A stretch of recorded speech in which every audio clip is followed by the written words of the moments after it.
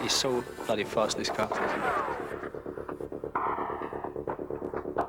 It's a very long season, very tough season. Anything can happen.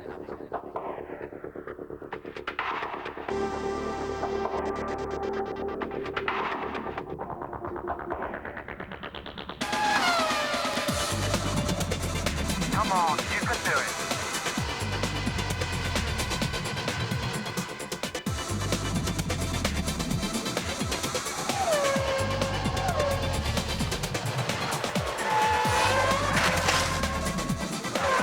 So bloody fast, this car.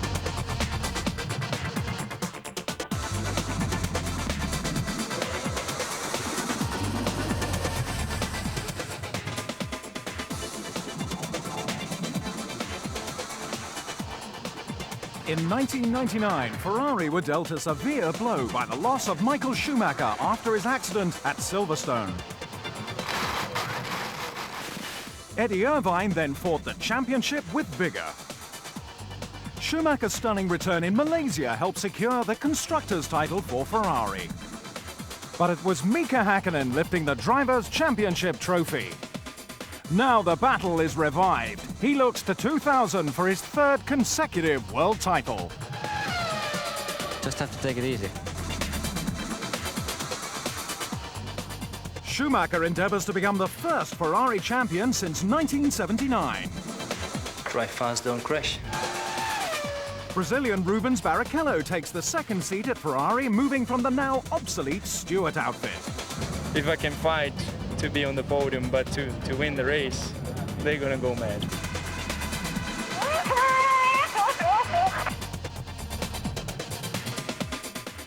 Eddie Irvine joins fledgling team Jaguar alongside Johnny Herbert. We will do it. And attracting major interest, Brit Jensen Button arrives at Williams BMW. We're gonna give it some large. Yeah. Go, go, go, go!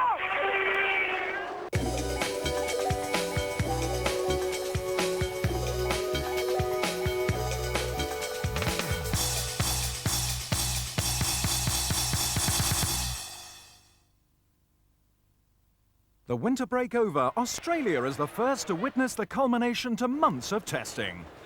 Expectations are high for the opening qualifying session of 2000. 20 minutes into the hour, Mika Hakkinen opens up the challenge for pole.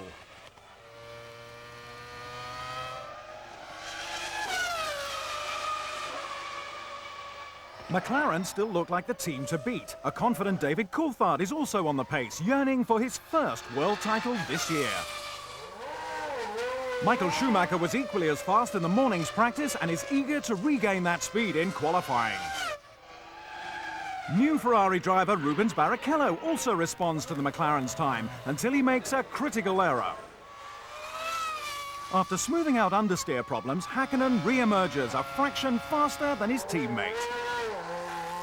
Schumacher begins a lap in the closing stages. This is his last chance to gain pole. After a promising final run, Coulthard throws it all away at turn 15. The accident brings out red flags and ruins what may have been Schumacher's best lap. A delighted Mika Hakkinen escapes with pole position.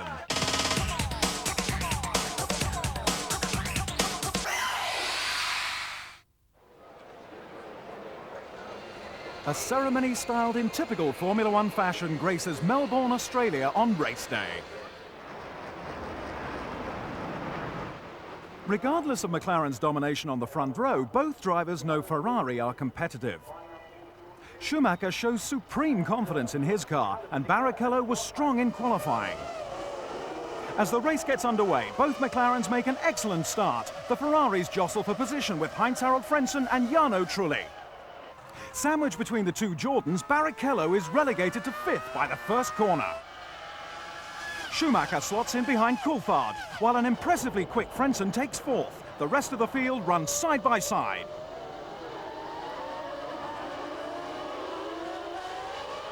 In Jaguar's debut race, Johnny Herbert's car is tipped off the track, although it's a clutch problem that causes his retirement after one lap.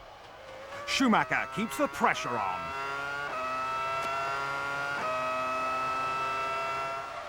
His pit board reveals how close the German is to Coulthard. Competition from Frentzen is left behind as all three front runners streak ahead. Overtaking opportunities are few and far between at Albert Park. Pedro de la Rosa puts a good move on Irvine at the end of lap 2. Unfortunately, the achievement is short-lived. 4 laps later, the Arrow suffers front suspension failure and hits the wall. Attempting to avoid the crash, Eddie Irvine loses control of his Jaguar, stalling in the spin. The safety car is brought out while the debris is cleared. It's a disappointing finish for the new team. The presence of the safety car puts a temporary halt to any overtaking.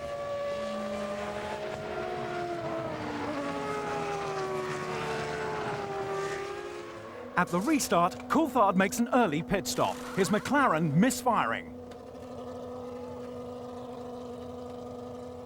A small fire igniting under the engine cover goes out as he pulls away, but jeopardizes his race. Mercedes Motorsport director Norbert Haug sees the Scot manage just a few corners before the car retires with pneumatic valve failure.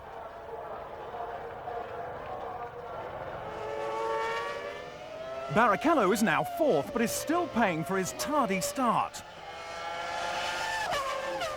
More drama for McLaren as smoke pours out of Häkkönen's Mercedes engine. Schumacher's prayers have been answered. Häkkönen cruises into retirement and the German takes the lead.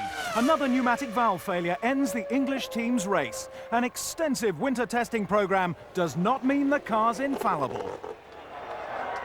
McLaren's misfortune gives Schumacher a golden opportunity to win. The German is unlikely to let it slip through his fingers.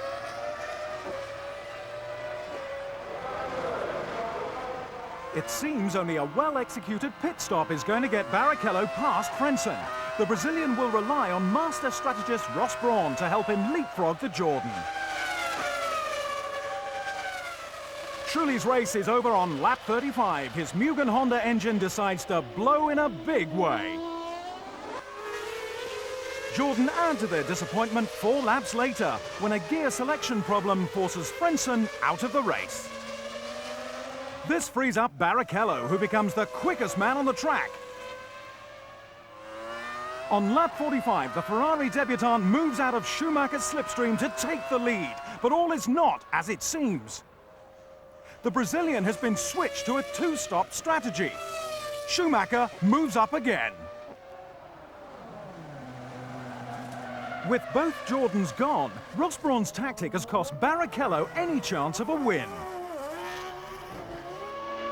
Ralf Schumacher's 3rd place is a great start for Williams BMW. The Schumacher family looks set to monopolize the podium. Emotions are highly charged by Ferrari's 1-2 finish in the first race. The team finally seem ready to take on the mighty McLaren. Imagine how long we're in Ferrari. It's the 5th time we try to win this Australian Grand Prix and be competitive from the beginning of the season.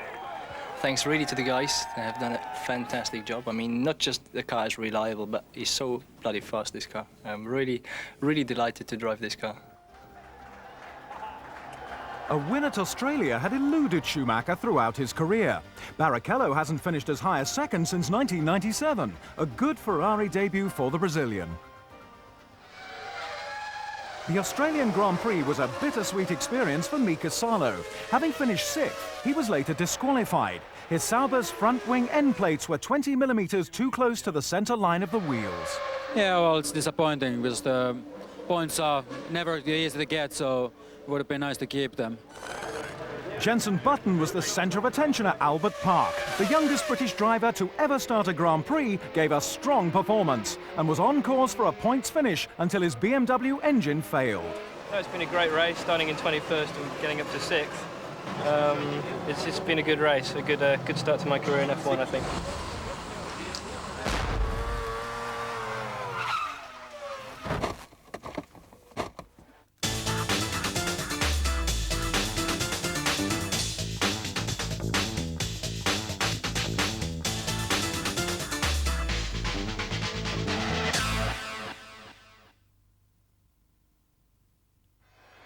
Brazilian Rubens Barrichello receives a warm welcome from Sao Paulo. For once, other top drivers are sharing the limelight. Barrichello ran second quickest to Häkkinen during the practice session, a performance he now improves on. Jarno Trulli also showed potential in practice, but he ends his first qualifying lap in the gravel, losing him precious time. There's no room for complacency in qualifying. Häkkinen feels a faster time is possible. Schumacher's comeback ends in some off-roading. The next car he sits in will be the spare. Turbulence from the cars creates a unique problem. Alesi is hit by a collapsed advertising hoarding, causing a temporary halt to proceedings. It's never over until it's over. So I think the important thing is just to be calm. You've got to look at highly motivated Barrichello, but Barrichello's only a tenth behind Michael, so Michael's more than capable of putting back the time. We've just got to be careful. Good advice from team boss Ron Dennis, but unexpected rain prevents any faster times being set. Mika can now relax.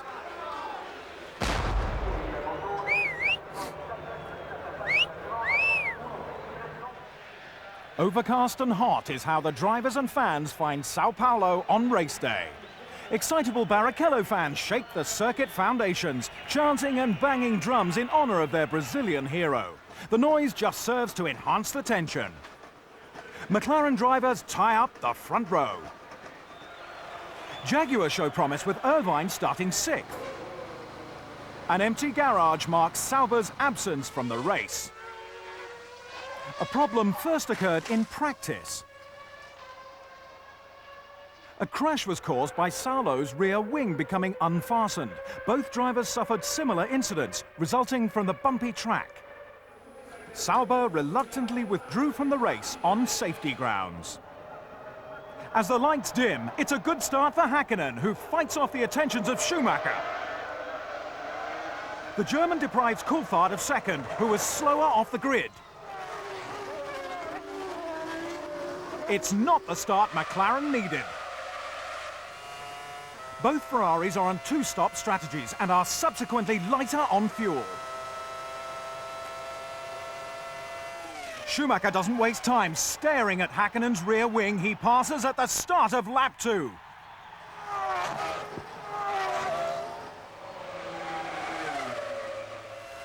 Showing the same desire to get on, Barrichello makes a similar move on Coulthard. By the end of lap 2, the Brazilian is up into 3rd place.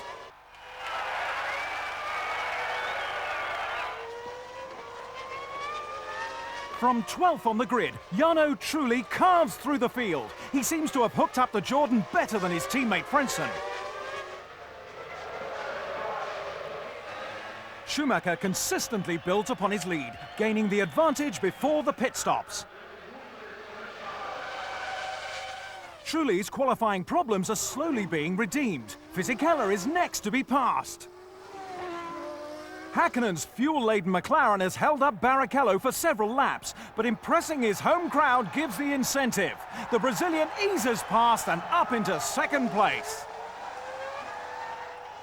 Mercedes power is no match for Ferrari today. Overestimating the Jaguar, Irvine crashes out from 6th, marking his 2nd retirement in as many races.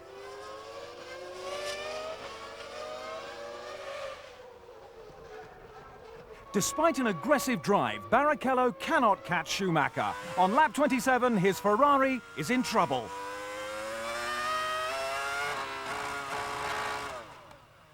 The car is crippled by hydraulic failure, destroying any chance of repeating Ferrari's Melbourne result.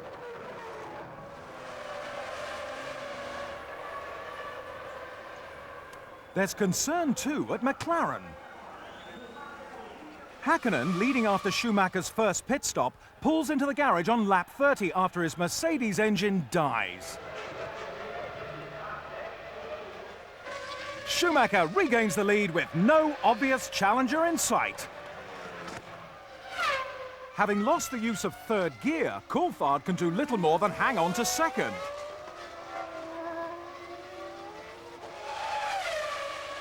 Flavio Briatore is a new face at Benetton, but he's not that unfamiliar.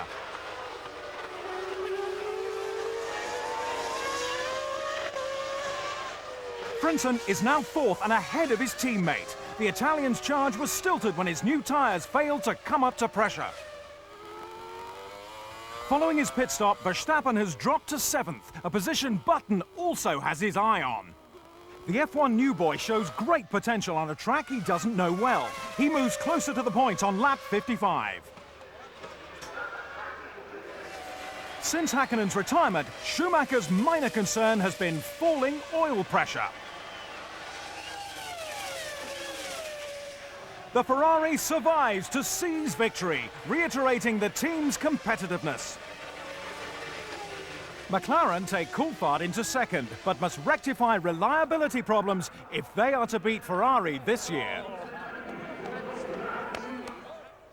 Thanks, guys. You have done a great job. Yeah, well done again, Michael. Great job.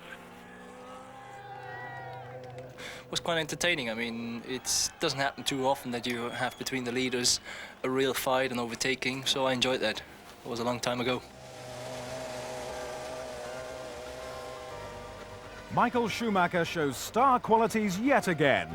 Fisichella scores Benetton's highest result since Canada 1999. After finishing second in the Brazilian Grand Prix, David Coulthard was disqualified. Stewards deemed the McLaren's front wing was 7 millimeters too low.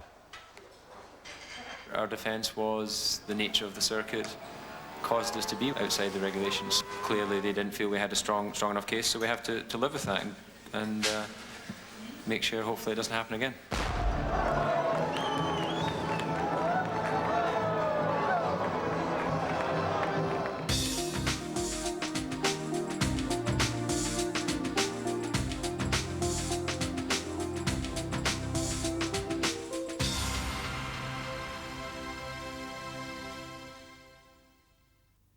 Imola is a tranquil town. That is until Formula One invades for the San Marino Grand Prix. The deafening noise is as much from the Ferrari fans as it is from the engines. David Coulthard usually goes well at this circuit. It is no surprise, therefore, that he has the fastest time after the first set of qualifying laps.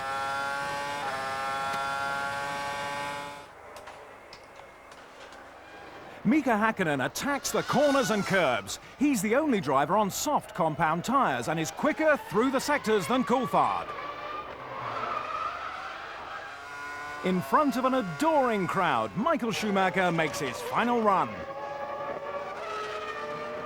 It's by no means a perfect lap, but with few minutes of the session left, a Ferrari tops the timesheets. As the last minute ticks away, an excellent third sector helps Häkkinen back into pole position.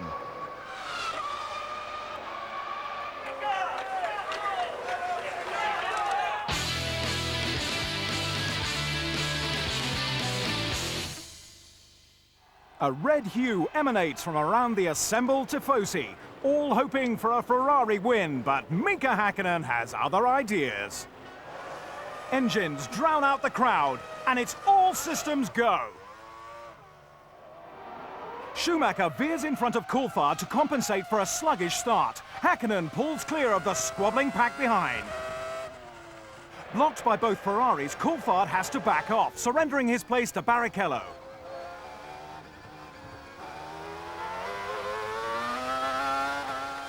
A lightning start by Villeneuve puts him from 9th to 5th at the first corner. The two Jordans of Trulli and Frentzen follow.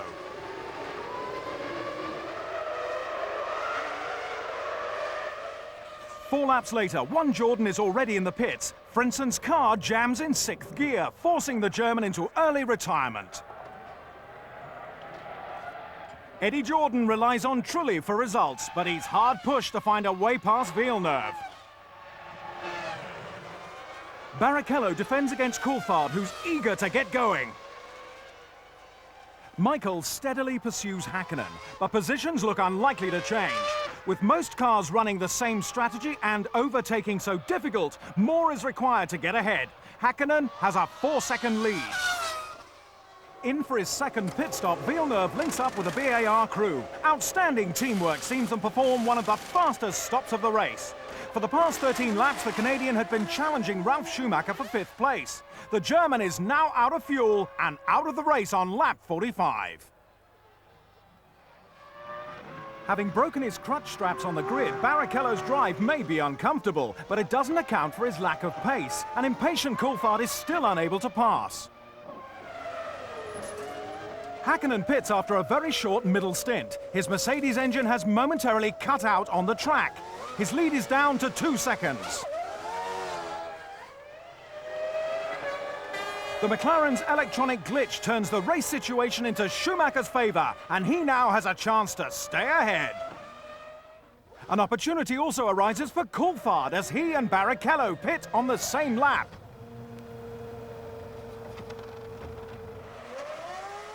McLaren's service is faultless. Although it's incredibly close, Coulthard squeezes in front of Rubens, finally taking 3rd place from the Ferrari. Jean Todt waits on Schumacher, who has made good progress in the clear laps before his pit stop. The Ferrari is stationary for just 6.2 seconds. Ron Dennis sees it's enough for Schumacher to resume the lead. Häkkinen follows up some 3 seconds adrift.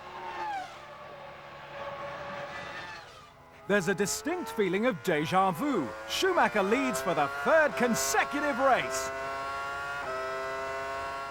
It's now evident that there is damage to the McLaren's floor, sustained earlier when Häkkinen ran over debris.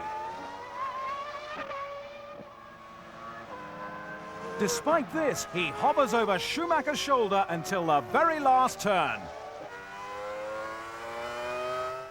Finishing a 2nd behind, Häkkinen may have won if it weren't for the imbalance in his car. Instead, it's a dream result for Michael Schumacher and the fans.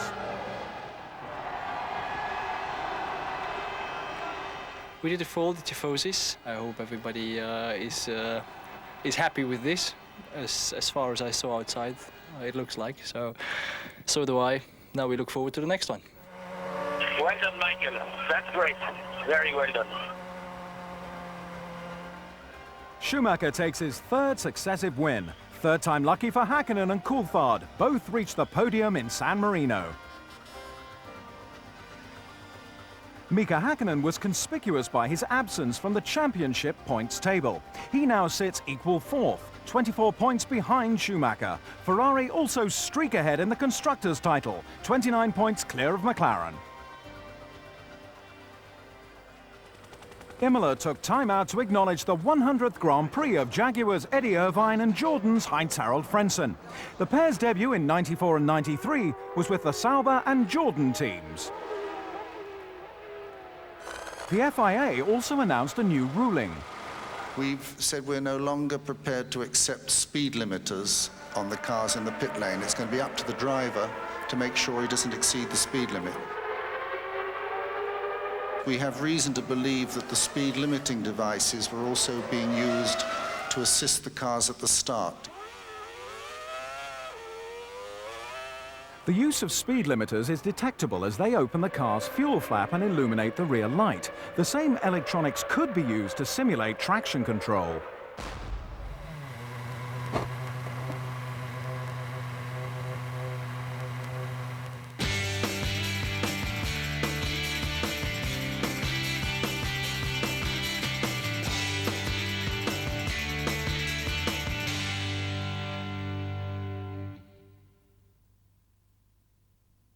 Formula One makes an earlier than usual call on Silverstone, which has been subject to persistent rain. Exceeding Williams' expectations so far this season, all eyes are on Jenson Button. His first appearance on home ground begins well.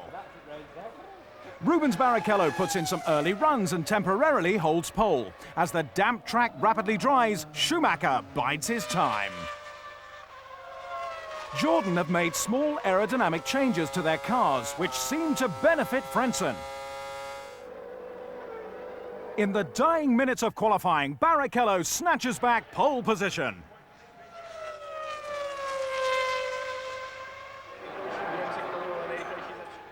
Mika Häkkinen's run is slowed when yellow flags are waved for Jarno Trulli's spun Jordan.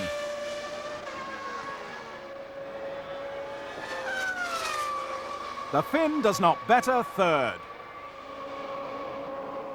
Having waited so long for the best track conditions, Schumacher just fails to start another lap before the checkered flag. Ferrari's first 2000 pole belongs to Barrichello.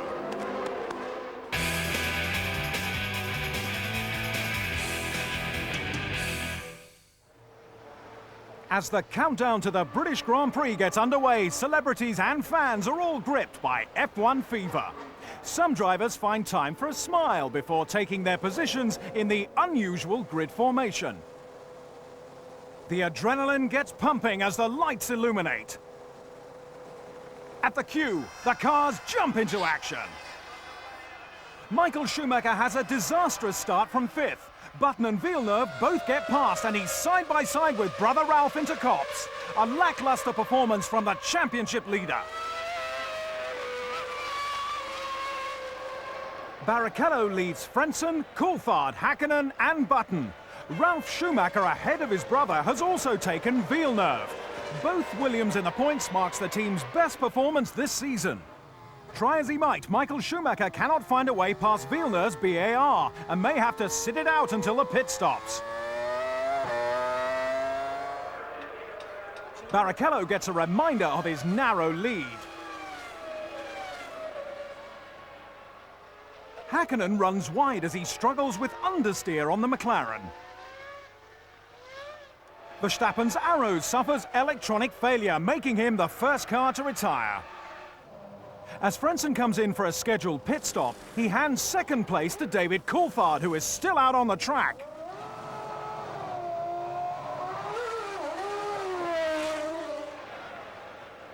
Exiting his own pit stop, Button also loses a place to his teammate. De La Rosa is also out with similar problems to Verstappen. The Arrows team can pack up early. Along the hangar straight, Coulthard closes in on Barrichello. He makes a lovely pass round the outside into Stowe.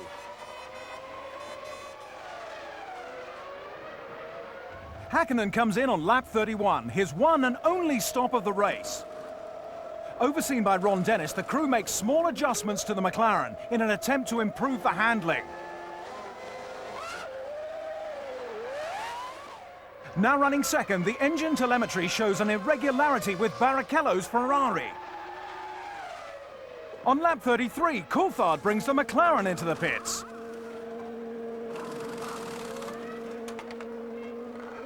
His 10-second stop hands the lead back to Barrichello.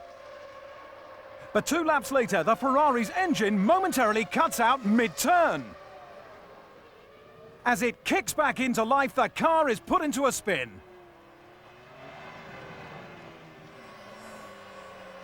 Barrichello recovers, taking to the grass which is still waterlogged from the previous day's rain. His point-scoring potential looks bleak. When he does make it back to the pits, hydraulic failure spells the end of the Brazilian's race. Ferrari teammate Michael Schumacher takes over the lead. With clear track ahead of him, he sets some of the fastest laps of the race. Further back, Zonta makes a mistake at Stowe Corner. On lap 38, Schumacher is the last one-stopper into the pits. Although the teams get him away in 8.8 seconds, the German is passed in the pit lane, dropping him to 6th place. Eddie Jordan speaks with his driver Frentzen, who now takes over the ever-changing lead. In close formation behind Coulthard, Ralf Schumacher, Button and Häkkinen.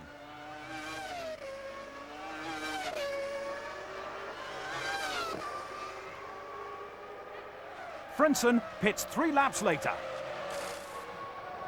Jordan's 2-stop strategy denies him the lead. Schumacher's Ferrari heading towards Copse signifies Frentzen is rejoining in 6th. The 2 Williams drivers running 2nd and 3rd have yet to make their final stops, which will advance Frentzen through the field. Unfortunately, the German slows just 6 laps from the end. His Jordan stuck in 6th gear. Frentzen cruises to retirement.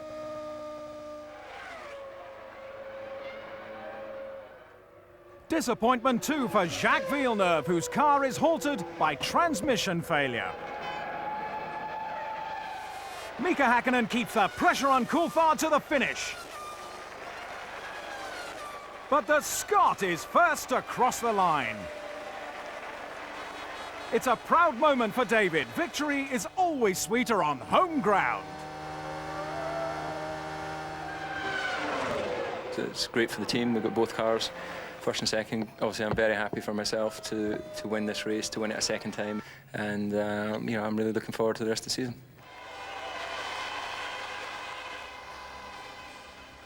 Aptly, the British Grand Prix gives Coulthard his first win this year. Another Brit in the points, Jenson Button, puts in a good performance. The British Grand Prix was the victim of the most appalling spring weather. The torrential rain caused havoc for the drivers. With car parks and the circuit saturated, it was the fans who really suffered. I feel terribly sorry for the public. You know, it's for us, we're professionals. The promoter, that's the risk they take. But the public, they shouldn't be subjected to this. I feel desperately sorry for everybody. It's a horrible, horrible piece of British weather.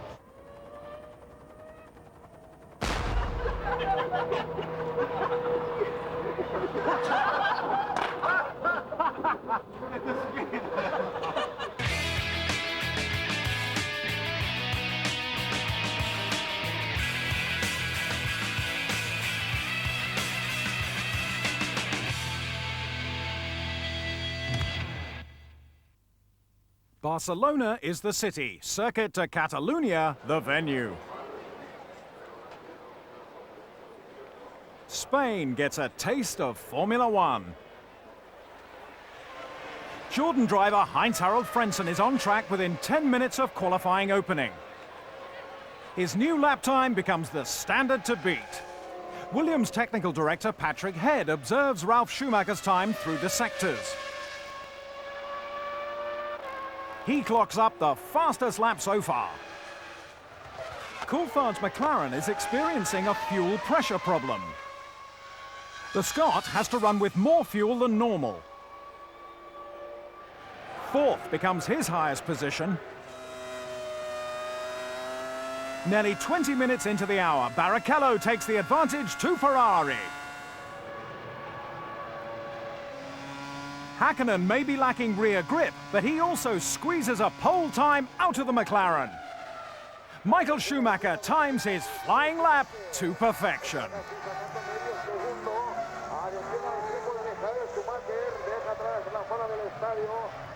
Temporary cloud coverage has dropped the surface temperature by 5 degrees Celsius, giving Schumacher a distinct advantage.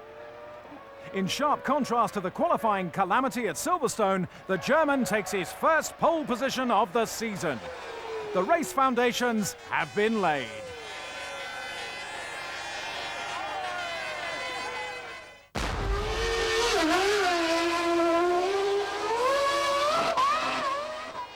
Sunday's conditions are warm and sunny, perfect for Formula One racing. A huge crowd prepares to watch 65 grueling laps of Catalunya. The technical nature of the track will make it a tough race for the drivers. Warm-ups complete and the lights are out. Schumacher applies a tried and tested tactic, veering into his rival's path. Häkkinen tries to outdrag the German into turn 1. The Ferrari star stays in front. His brother moves into 3rd from 5th on the grid. The former world champion leads from Häkkinen, Ralf Schumacher, Coulthard and Barrichello.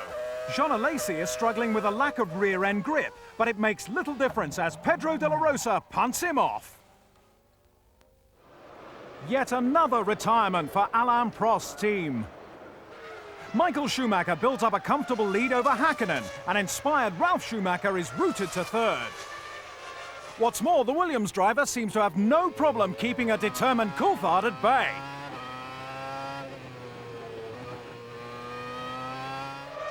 Engine failure puts pay to what could have been a very good weekend for Villeneuve. Another frustrating race for Honda and BAR. The Ferrari pit crew prepares for the leader's first stop on lap 24. Each man has his own well-rehearsed task. Chief Mechanic Nigel Stepney is the refueler. Although not seriously injured, he's put out of action when Schumacher is waved off too early. Coulthard is in for his first pit stop from 4th position. The McLaren pit crew give the all clear, but the Scot is having trouble selecting first gear. It's a costly delay. He had been fighting with Williams and Ferrari. Ralf Schumacher retains 3rd, but a quick stop by Barrichello could now leapfrog the Brazilian ahead of Coulthard. The English team's mechanics are quickly back in action as Häkkinen comes in from the lead. The Finn inherited first place when Schumacher made his stop. Unlike his teammate, the reigning world champion has no problems getting away. The pit lane speed restriction requires some restraint on the accelerator. Perhaps this contributes to Häkkinen losing track position to Schumacher.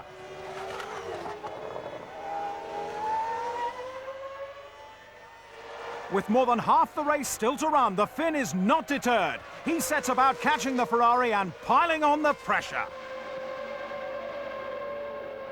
Other interest comes from Rubens Barrichello and David Coulthard, who both want 3rd place off Ralf Schumacher.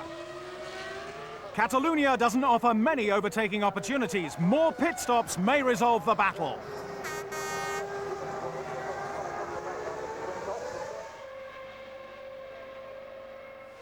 Häkkinen reels in Schumacher, but that's just the easy bit out of the way, as the Finn knows only too well.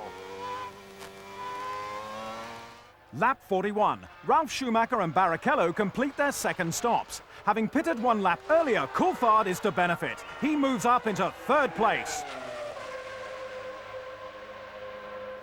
Meanwhile, Schumacher and Häkkinen are heading towards their pit crews.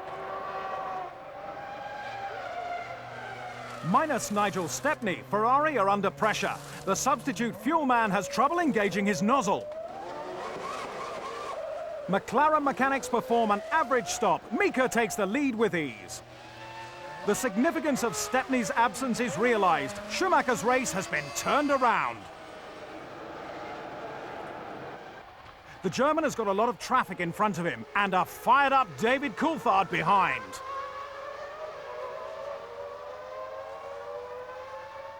Catching a toe off the championship leader, Coulthard goes around the outside, taking the Ferrari #1 for 2nd place.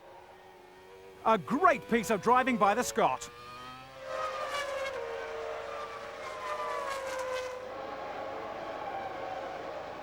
Ferrari eyes focus on Barrichello as he battles Ralf Schumacher for 4th. The Brazilian is struggling to get close enough to the German to attempt a passing maneuver.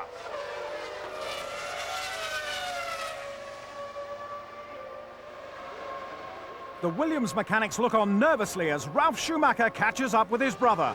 The Ferrari driver has a slow puncture in his left rear tyre. Michael Schumacher makes life very difficult for his sibling, allowing Barrichello to close right up. He seizes the moment and moves into 3rd position. Fantastic teamwork from the Ferrari drivers. There's more misfortune for Williams as Jenson Button retires from 6th. BMW engine failure takes care of the Brit just 4 laps from the end. Mika Häkkinen rounds the final corner of the Spanish Grand Prix. The Finn takes the checkered flag to the satisfaction of his colleagues. I don't know how I could explain it, how pleased I am. I'm just over the moon, or how you say it.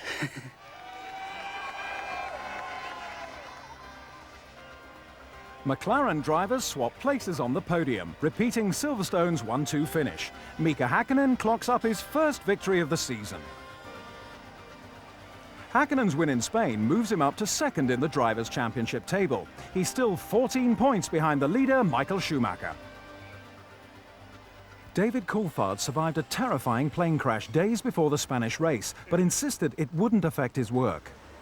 Well, as soon as I knew physically I was fine to drive the car. Psychologically, I have absolutely no problem with driving at this circuit and this race so soon after the accident. The Scot was reluctant to speak extensively about the crash in which two pilots lost their lives. McLaren bosses praised Coulthard's decision to race, saying his resolve was remarkable.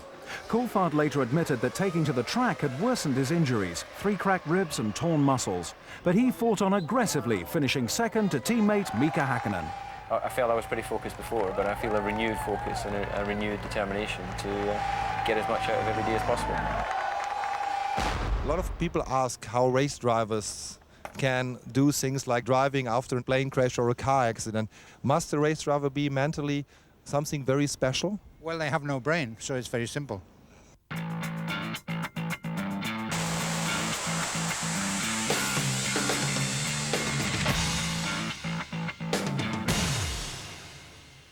The qualifying session for the European Grand Prix is about to begin, and changeable weather conditions look likely. Michael Schumacher is the German fans' favourite, but it's Mika Häkkinen taking to the track.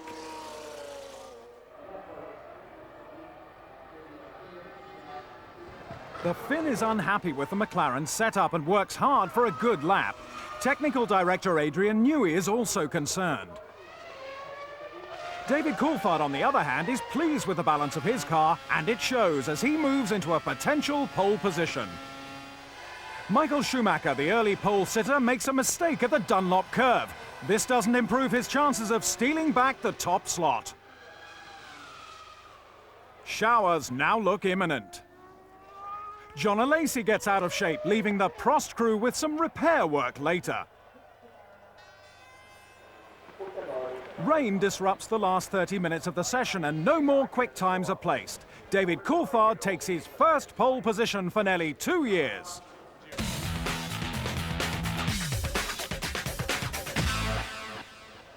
Grey clouds still hang ominously above the Nürburgring at the start of race day. But stormy weather doesn't deter the crowd. Even the German Premier shows up. David Coulthard can expect a tough start with Schumacher alongside him on the grid. The cars wait for the lights. Häkkinen makes a blistering start. Fisichella bumps Trulli. The rest of the field pass him like he's stationary. Häkkinen and Coulthard have literally swapped places, with Schumacher still second. Trulli's crippled Jordan retires, its suspension wrecked. The first 10 cars run virtually nose to tail. Häkkinen tries to put some distance between himself and Schumacher.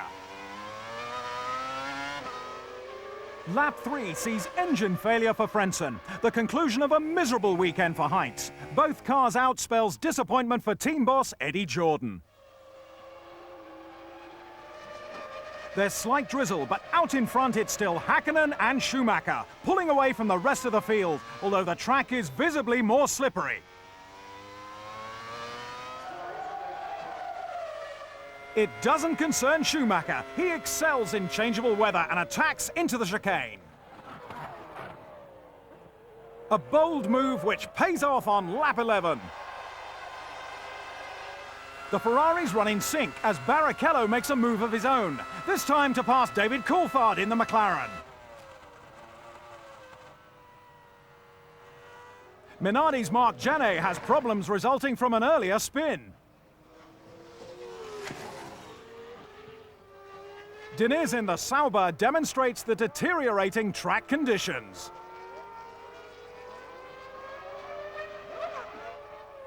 Activity in the Ferrari garage. There's a two-team battle brewing as Michael and Mika pit together on lap 15. For a brief moment, the race is out of their hands. It's Schumacher away from his marks first, rejoining the track and retaining the lead. He exits the pit lane just in front of David Coulthard.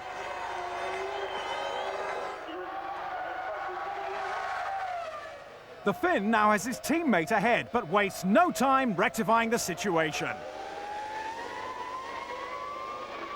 Häkkinen lies second, back in pursuit of a Scarlet Ferrari. Jos Verstappen and Eddie Irvine fight it out for 6th place. The Jaguar driver not willing to concede a championship point. Irvine's gritty determination doesn't reward and claims Ralf Schumacher's Williams in the process. Irvine continues, but not for long.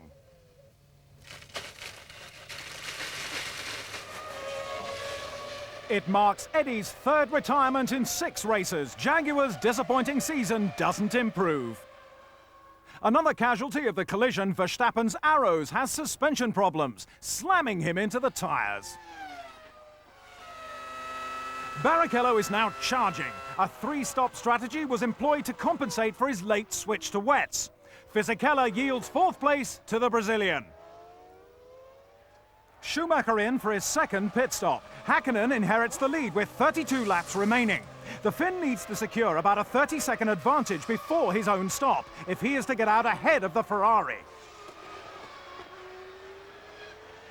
The crew may be ready, but back markers have slowed Häkkinen's charge. He's only got 18 seconds over Schumacher when he pits on lap 45.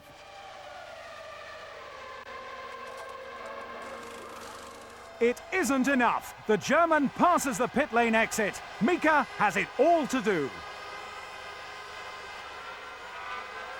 Valve problems spell the end for Villeneuve. On track, Williams and Jaguar scrap for 7th. Caught out in the poor visibility, young Jenson Button runs up the back of Herbert. His crew waits to replace the damaged nose, but with water in the electrics, the Williams has shut down. Wirtz attempts an optimistic move on Herbert. Johnny's bad luck continues, just 6 laps from the end. Michael Schumacher takes the final turn in the European Grand Prix, a race he controlled with ease. Mika Häkkinen is the only other driver to finish on the same lap.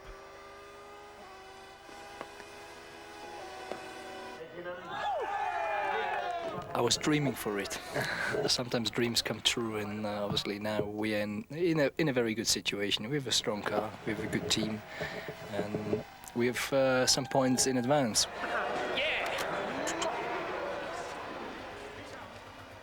This race brings Schumacher's winning tally to 4. Pedro de la Rosa scores Arrow's first championship point of the season. Prost driver Nick Heidfeld achieved his best ever grid position. Although only 13th, he out-qualified teammate Alesi. But it had all been in vain. The car weighed in 2 kilograms underweight. In this case, we have some new parts here this week, and they got the calculation wrong. The unfortunate Heidfeld was disqualified from the race. Jaguar driver Johnny Herbert made his 150th Grand Prix start, 11 years after his first season with Benetton. It feels like years, I have to say. It feels a long time, but it's good that I suppose that I've been able to do that many Grand Prix. Life with his current team isn't always easy. The cars have experienced difficulties in their first season. Sometimes Johnny's even had to push.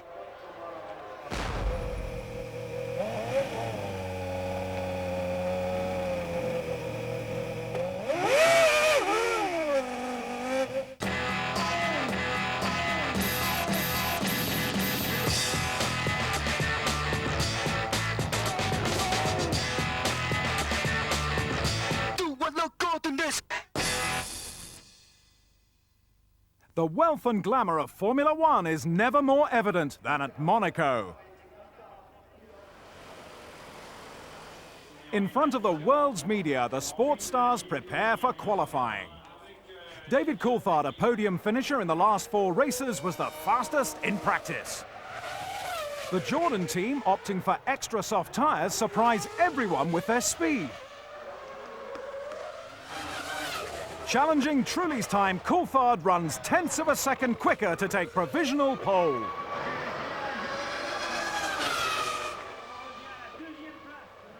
Moments later, Michael Schumacher is on the track. Fortunate to avoid slower traffic, he goes quicker still. Jarno Trulli provides unexpected competition. The Italian sets the fastest lap on his third run. Now displaced, Schumacher is forced to work hard. Another clear lap sees him topple Trulli from the top spot, which is vital to a place like Monaco.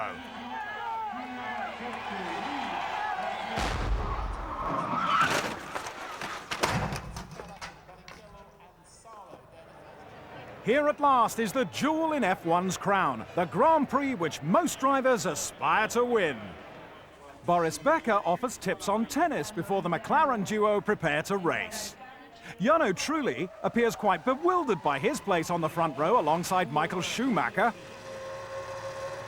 As the race gets underway, the top 5 drivers maintain their grid positions. Frentzen separates Coulthard in 3rd from Häkkinen in 5th.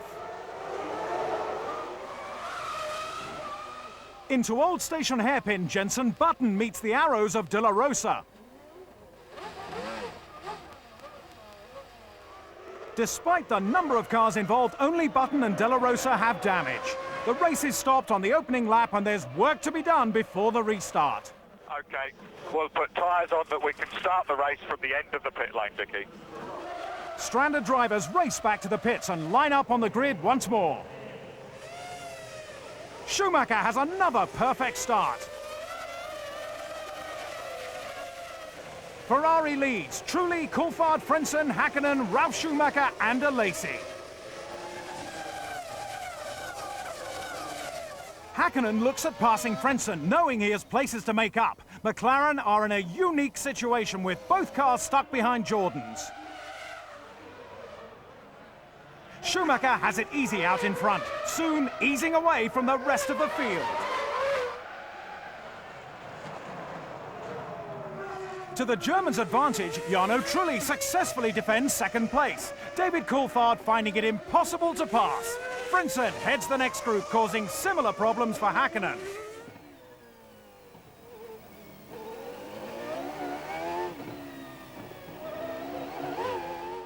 Schumacher, increasing his lead by around a second a lap, demonstrates his dominance on the narrow street circuit. Lap 35, Häkkinen begins to slow. Ralf Schumacher gains a place while the stricken McLaren cruises to the pits. It's an unscheduled stop, but Mika clearly has trouble.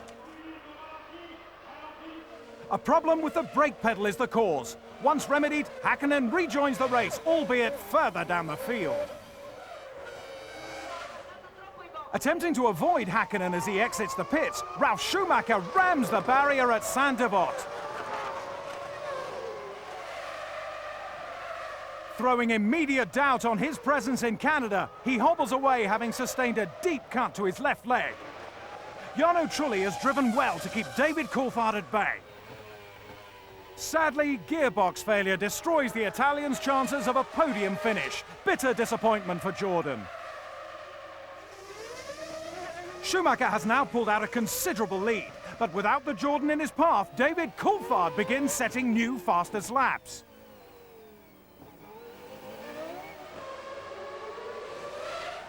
The McLaren isn't the only worry. Schumacher's car looks damaged. As something gives way, the German is forced to slow, limping towards the pits on lap 55. Unfortunately, the car is doomed. The suspension broken through overheating caused by a cracked exhaust. While David Coulthard takes over the lead, Häkkinen moves nearer to the points.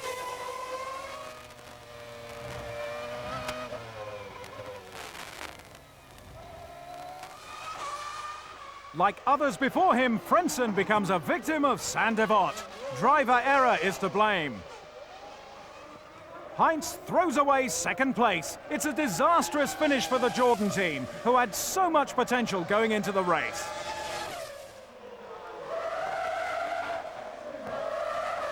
Barrichello benefits from Frentzen's retirement, with Fisichella close behind in 3rd. Some 20 seconds ahead, David Coulthard negotiates the final stages of the twisty street circuit. Winning at Monaco is a prestigious moment, and the Scot is a popular victor. I've benefited today from problems with Michael and with Jarno, but that's Monaco, and I've had I think my fair share of bad luck over the years, so I'm quite happy to take this win today.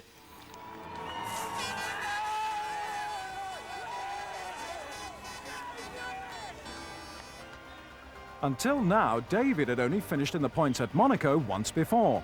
Häkkinen scraped 1 point at the end thanks to Frenzen's retirement. With this win, Coulthard moves above his teammate in the championship table, 12 points behind leader Michael Schumacher. McLaren are closing in on Ferrari for the Constructors' title. The gap narrows to just 5 points.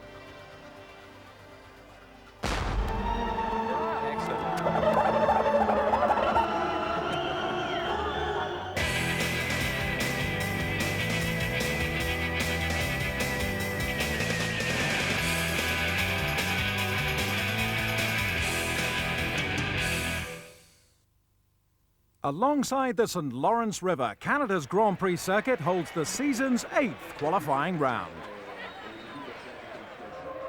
Schumacher and Häkkinen's desire for pole position is probably equalled by Jacques Villeneuve, who's on home ground. But the Ferrari's straight-line speed will be hard to match. Häkkinen has the potential. A faulty shock absorber doesn't hamper his early run. Then Coulthard emerges as the man to beat him. Villeneuve is resolute and manages 6th position. McLaren lose out to Schumacher as pole is exchanged again. On his last flying lap, Coulthard goes quickest by 9/1000ths of a second. But McLaren barely have time to celebrate. Schumacher snatches pole position in the final moments. Well done, Michael. That was great. Fantastic effort.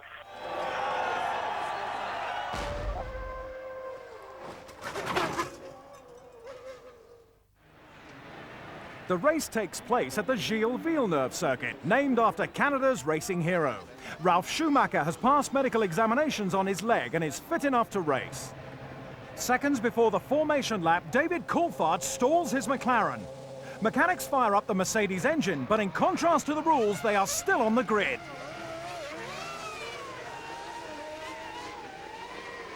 Uneasy glances fill the McLaren garage as they ponder the consequences.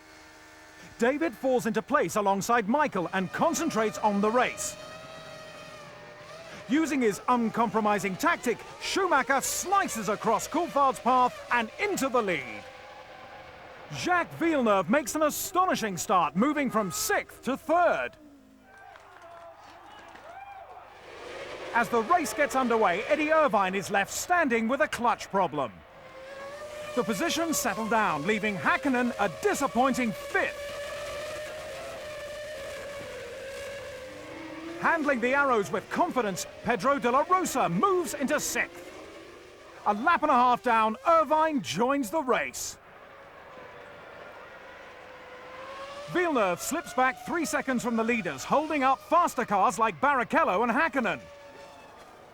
Coulthard loses 2nd place. McLaren's starting grid drama incurs a 10-second stop-go penalty. After his setback, his race prospects look bleak. David finds himself down in 10th. His main threat removed, Schumacher is in a race of his own.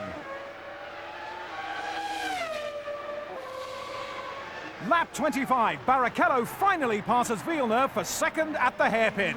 He begins pulling away with incredible pace. Around this time, the circuit gets a sprinkling of rain. Frentzen pits with concern over his brakes. Leave the rear tyres off. We need to look at the disc. Leave the rear tyres off. We need to look at the disc. He's forced into retirement on lap 32.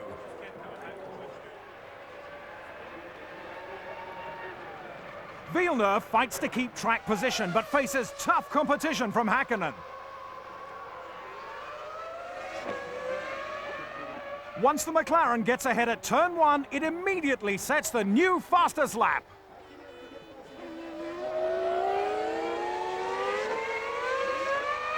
After making his first pit stop, Schumacher sees Häkkinen in his mirrors, but the Finn has yet to stop himself. Still clinging to 4th place, Villeneuve pits. He takes on new slicks just as the rain gets heavier.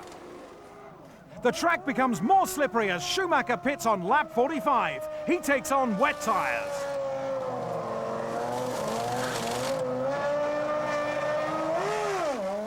Directly behind, Barrichello queues for a set of wets after failing to swap during his first pit stop. McLaren experienced the same problem. Both their drivers are on slicks. Barrichello will pay for the extra stop. Had he remained on the track, his Ferrari would have been leading. He rejoins the race half a second behind Schumacher. In from fourth place, Häkkinen also gets tyres to suit the bad weather. As conditions worsen, drivers struggle to stay on the track, Schumacher being one of them. The excursion through the gravel does no harm to his lead.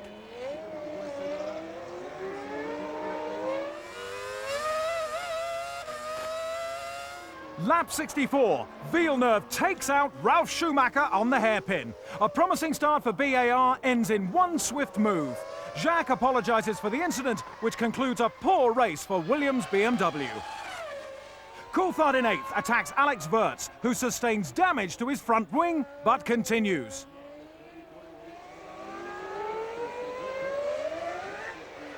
During the last few laps, Barrichello carves into Schumacher's lead. The German is nursing a suspected rear brake problem, but team orders prevent the Brazilian challenging the Ferrari #1. With barely a tenth of a second between them, it's a rewarding finish for team principal Jean Todt. Fisichella secures a superb third, while Mika Häkkinen settles for fourth. The team obviously asked him to slow down and not try to push too much, because I couldn't push anymore, and thanks to Rooms he did. He played very well, and we both finished safely the race 1st and 2.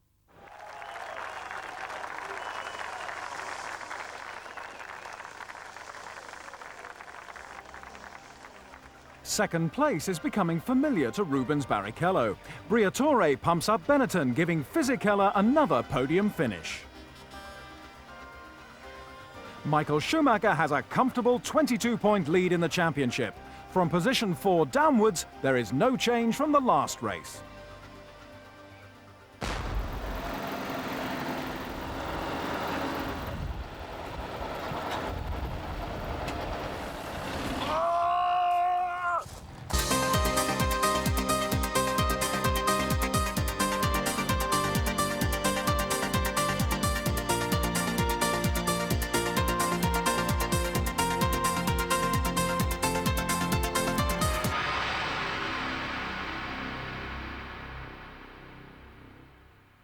Qualifying is about to commence in Magny-Cours, France.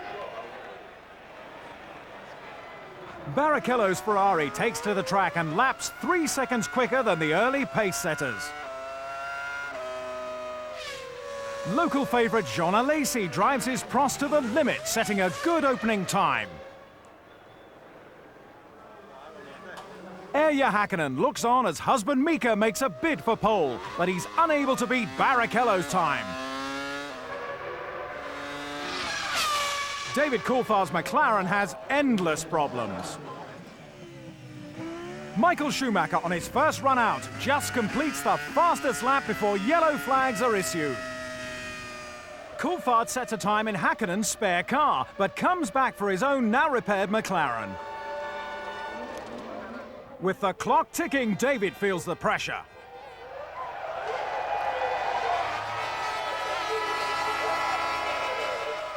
In the closing stages of the session, 3 men aim to beat Schumacher. Coulthard claims second fastest. Barrichello takes third on the grid. Häkkinen cannot improve his time and sits a surprising 4th. Michael Schumacher adds pole position number 27 to his career file.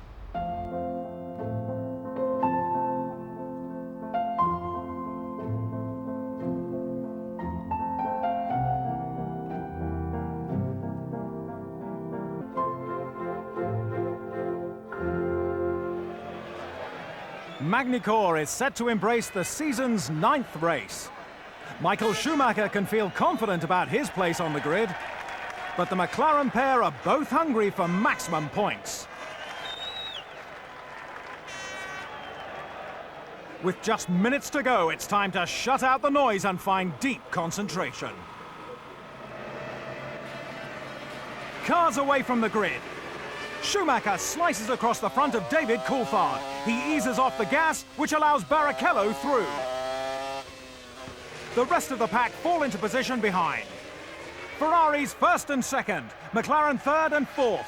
Jacques Villeneuve moves from 7th to 5th and Frentzen up to 6th. Prost driver Nick Heidfeld puts teammate Jean Alesi into a spin on the Adelaide hairpin.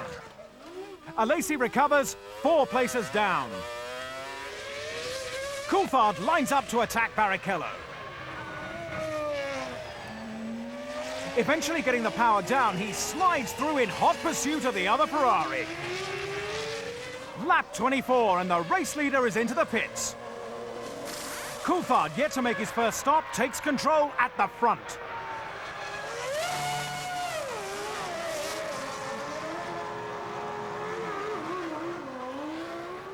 One lap later, McLaren and Ferrari have Rubens and David in together. McLaren are quick, but Coulthard does not have time to exit the pit lane before Schumacher passes. The Scotsman reclaims second with Michael in his sights. Barrichello loses out behind, rejoining 4th behind Hakkinen. Coulthard strikes into Adelaide hairpin, but Schumacher refuses to move, forcing him wide. David sees red, expressing his feelings in no uncertain terms. Jean Alesi, under attack from Wirtz, is also on a short fuse, but the failed move is at Benetton's cost. With 33 laps remaining, Ferrari still maintain the lead. Both McLarens are now breathing down Schumacher's neck.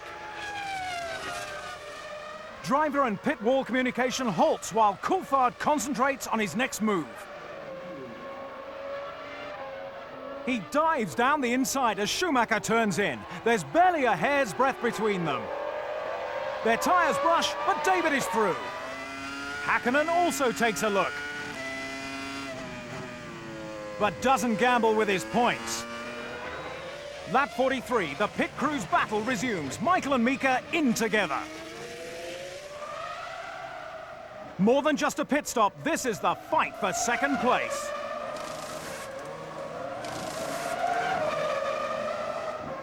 Schumacher comes off better. Mika snapping at his heels.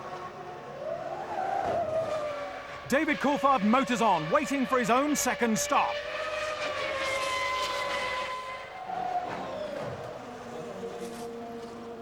The McLaren team work to perfection. Schumacher pushes hard to steal back the lead,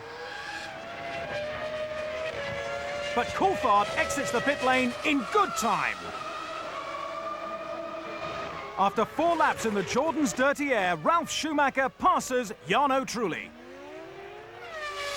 The move puts him 6th, stressing the improvement of the Williams team. Hakkinen, threatening the Ferrari, receives an invitation to pass on lap 59, a rare opportunity which is seized on immediately. Moments later, shock in the Ferrari camp. The engine is blown on Michael Schumacher's car. Remembering David's problems in qualifying, the Scot is told to ease up. Neither McLaren nor Coulthard want to risk 10 championship points in the closing stages. Not all the action's at the front. Ralf Schumacher has reeled in Jacques Villeneuve in the BAR, but time is running out. As his crew wait to greet him, David Coulthard rounds off a superb drive to take victory for McLaren.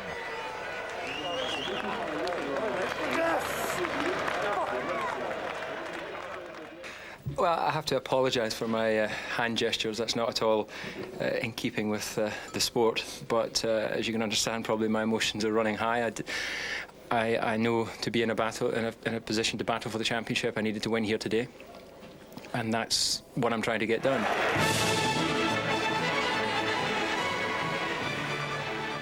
David Coulthard takes his third win, the highest number he has achieved in one season. BAR are in the points again, courtesy of Jacques Villeneuve. Jordan are pleased to have landed a works engine supply deal with Honda, suggesting the engine manufacturer's disappointment with BAR's performance this year.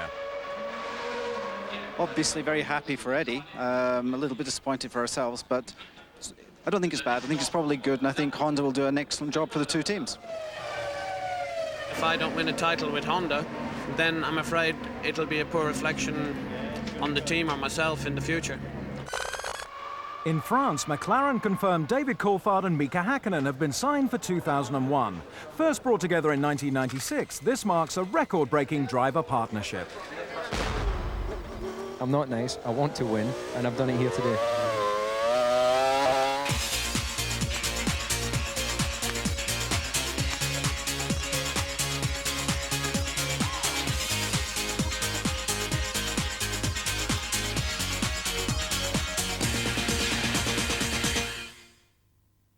Host to the Austrian Grand Prix since 1997, the A1 Ring prepares for F1 qualifying.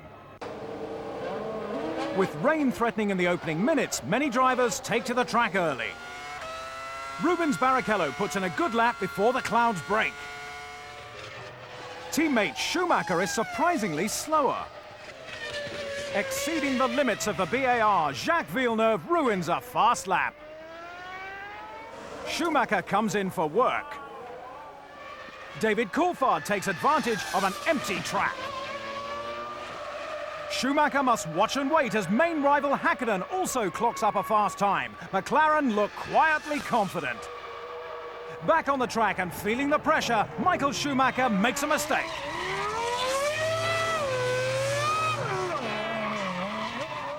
Mika's position is safe. Michael tries again, but the slide costs valuable time. The Finn is triumphant.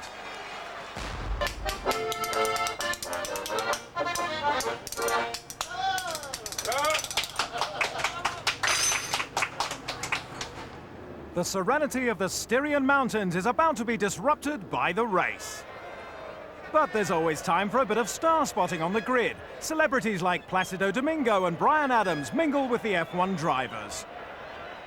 Luciano Berti replaces Eddie Irvine, who has suspected appendicitis. It's a clean start for both McLarens, but Mika Hakkinen edges in front and down towards turn one.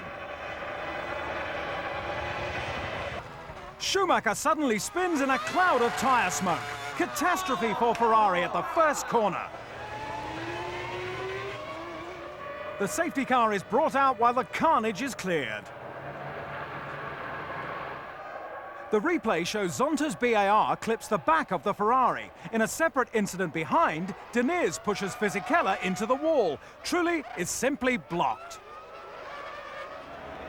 Through all this, Mika Salo emerges third, De La Rosa fourth, with both McLarens up front. On lap 3, the safety car leaves the track and racing resumes. Rubens Barrichello begins carving through the field, despite having a broken rear diffuser from the first corner incident. Just outside the points in 7th, Frentzen spins out dramatically, sliding on his own oil after a blown pipe. Both Jordans are out after just 4 laps. On lap 8, Barrichello passes Mika Salo, who's now 4th. Mika Hakkinen extends his lead, pulling away from the rest of the field at around half a second a lap. Even teammate Coulthard, with a slightly heavier fuel load, struggles to keep up with the Finn. Ricardo Zonta and Pedro Diniz are issued with stop-go penalties for their part in the first corner clash. Each car is held for 10 seconds by their crew. Pitboard instructions tell Mika to minimize the revs. There's no need to jeopardize the car while so far ahead.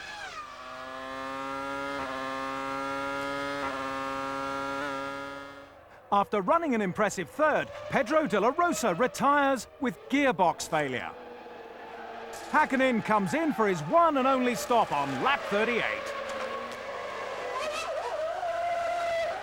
Meanwhile, David Coulthard takes over at the front, picking up the speed with a clear track ahead.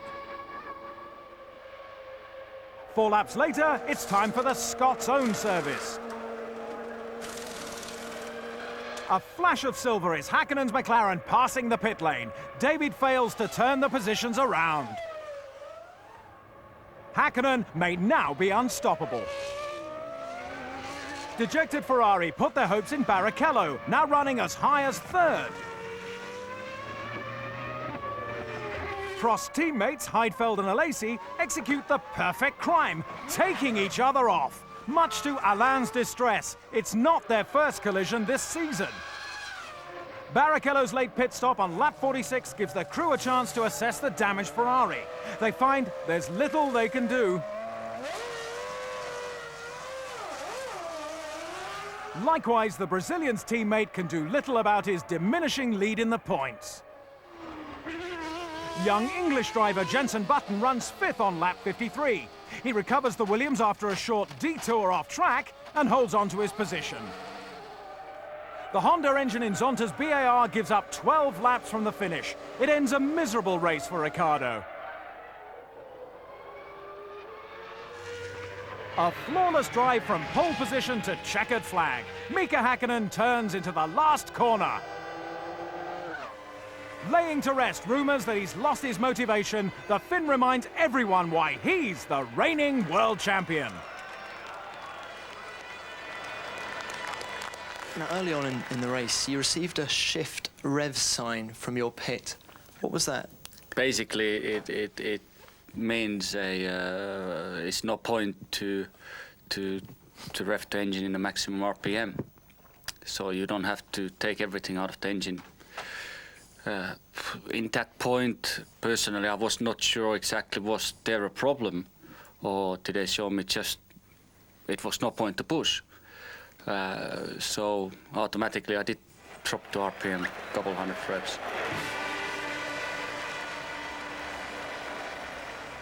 Austria sees Häkkinen take his 2nd win of the season. Jenson Button equals his highest position for Williams BMW. The Jordan team were busy at the negotiating table before the start of the Austrian Grand Prix. Frentzen stays for next year. Benetton-bound technical director Mike Gascoigne has been released from his contract. Trying to find out what's best for Mike, of course what's best for Jordan, and to see if all of those things can happen together, and I'll discuss over the weekend with Flavio what his interests are, and then we'll go back, think about what the best interest for Jordan is, and come up with a solution, I hope, very quickly. No, somebody hit me in the back and turned me around. Be careful.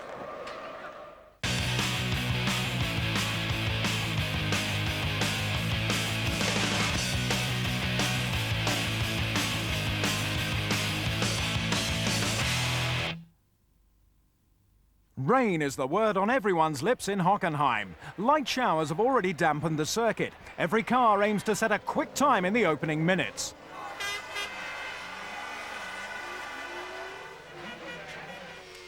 David Coulthard shows dexterity in the slippery conditions, setting a lap time 1.4 seconds faster than anyone else. 20 minutes into the session, Fisichella makes a superb effort in the Benetton. Position 2 at the moment. The rain continues to pour, soaking the track between the 1st and 3rd chicanes. Coulthard's pole time is unchallenged until a break in the weather. Sharing the T-car with Schumacher, Barrichello has yet to qualify. The best he can offer on a wet track is 18th. Michael makes one last bid to knock David off the top while the rain holds off. Although his time improves, the German only manages 2nd and pole sitter Coulthard takes the limelight.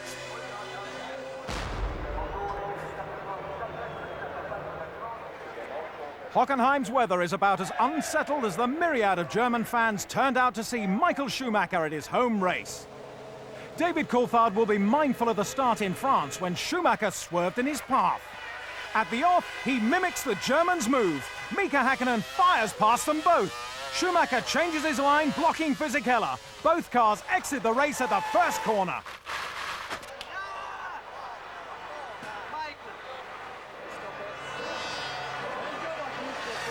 Häkkinen leads Coulthard and Trulli. From the back, Barrichello positively flies.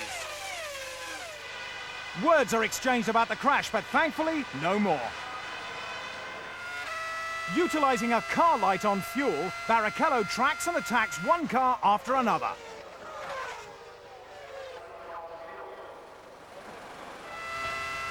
Eager to advance before his first stop, he makes easy work of De La Rosa in the arrows.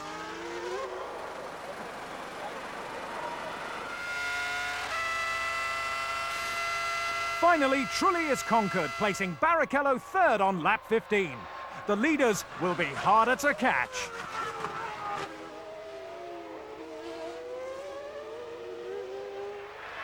Hakkinen and Coulthard have a clear advantage. McLaren can barely believe their luck. Rubens makes a quick first stop at only 7.2 seconds. Suddenly, a spectator invades the track. There is no alternative but to deploy the safety car. Hakkinen immediately makes his pit stop. Ron Dennis considers the consequences for David Coulthard, who will now have to queue behind the safety car. On the next lap, he peels off into the pit lane. The fuel flap is open and the crew on standby.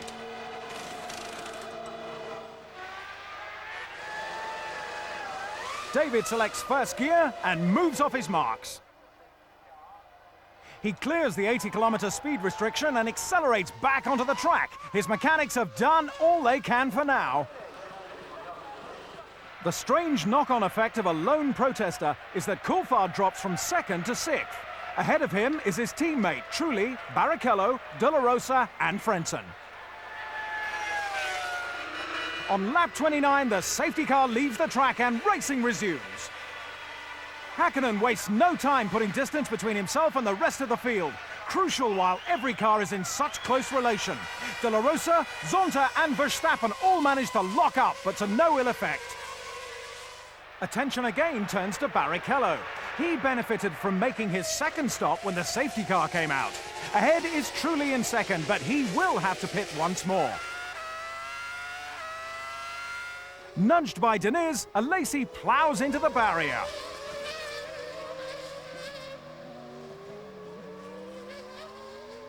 Team boss Alain Prost has another wreckage on his hands. Pedro will do well to steer clear of Jean, who is understandably unhappy. The safety car is brought out for the second time while the debris is cleared off the track. From the spectator's point of view, this can be incredibly dull, but the entertainment value may be rising. Eddie Jordan feels the first signs of rain. The race proper restarts on lap 32. As all cars proceed along the pit straight, Wurtz's Benetton skids off, coming to a rest before making contact with car or barrier. Localized showers then hit the stadium end of the circuit. As Hockenheim is plagued by rain again, everyone shows caution. Ron Dennis takes stock of the situation. Mika Hakkinen opts for wet tyres, as does Jarno Trulli. Notably, Barrichello is one of the few to stay out. The pit lane is a sudden hive of activity. Hakkinen and Trulli, not wishing to gamble with the weather, lose their top positions. Barrichello is promoted to the front.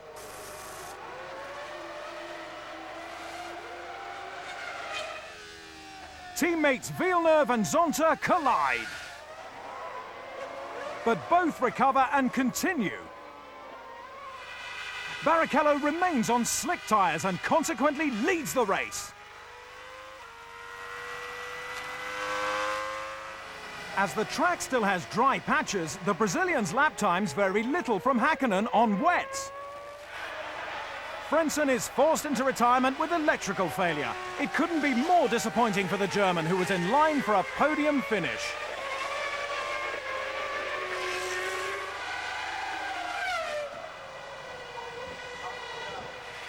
In the final stages of the race, Barrichello is a comfortable 12 seconds ahead. Taking the checkered flag is an overwhelming new experience for the likeable Brazilian. That was unbelievable. Just unbelievable. Great drive.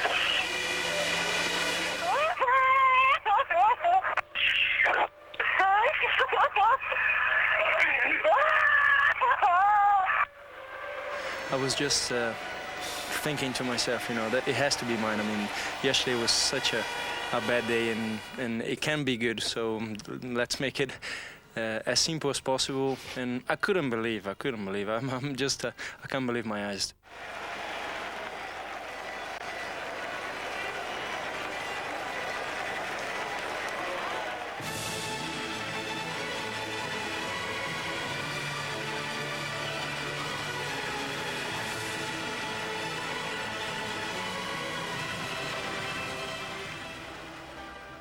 After 123 starts, Rubens Barrichello takes his first ever Grand Prix victory. Michael Schumacher's last 3 race retirements have allowed Häkkinen and Coulthard to come within 2 points of his championship lead. After a traumatic season and a half with BAR, Jacques Villeneuve surprised many people by signing a new 3-year contract with the team. A lot better to stay with people you trust and that you know it's going to work. But as far as winning is concerned, I think both teams could have been a viable option, and I'm positive that this team will do it. In the face of growing criticism from his rivals, Michael Schumacher defended his aggressive race start maneuvers. Don't put it like this, it's only me who is doing it, which is completely untrue. If you look through the field, you see many doing it. Huh? Yeah. And it happened to the same guys who now complain to me. They have done it in the past as well.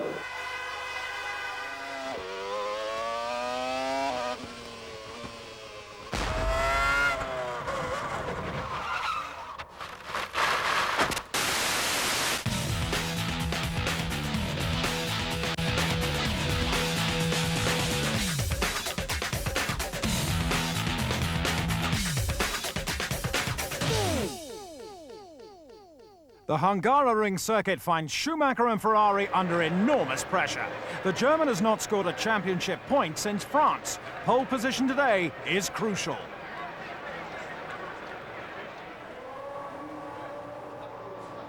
Mika Häkkinen looked to be struggling. The Finn is first out on the track and sets the pace. Arrows have greatly improved this season, but the slow corners will be a test for the orange cars. Pedro de la Rosa's concern about a lack of grip doesn't come to fruition. He takes a commendable 3rd. Perhaps even more impressive, Jenson Button puts his Williams 2nd on the grid. Ralf Schumacher gets the most out of a new and more powerful BMW engine.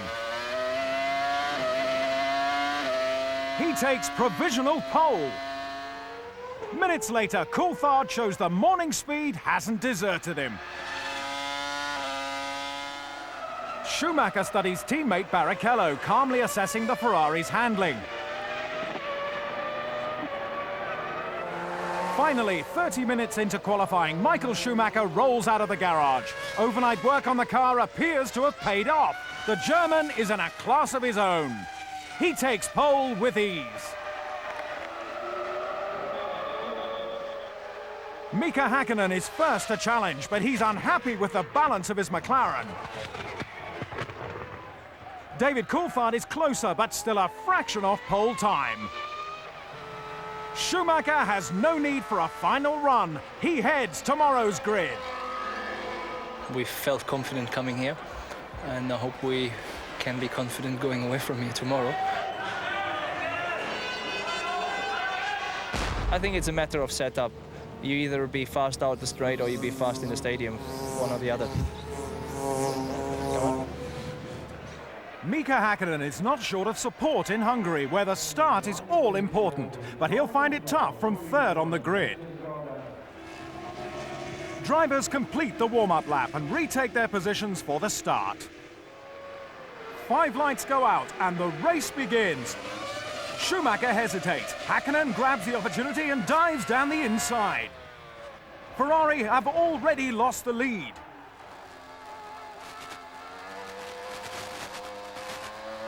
Coulthard wins third in a scrap with Ralf Schumacher, but otherwise the first corner is taken without incident.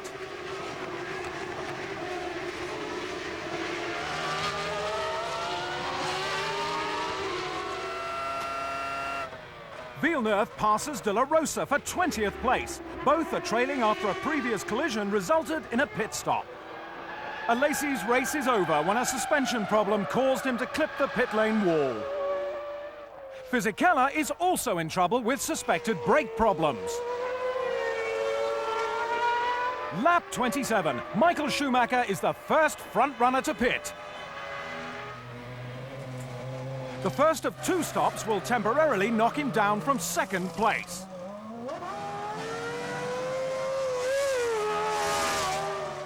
He exits the pit lane in 4th behind teammate Barrichello.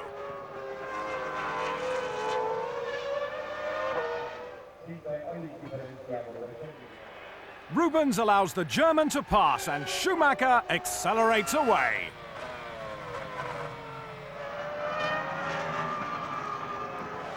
At the second round of pit stops, Coulthard aims to jump ahead of Schumacher.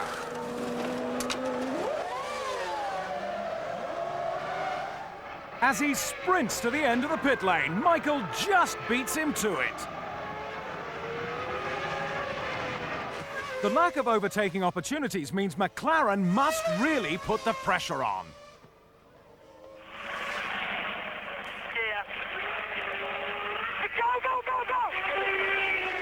Exiting the pit on lap 55, Button is eager to slot back into 7th place, a position he's held for the last 23 laps.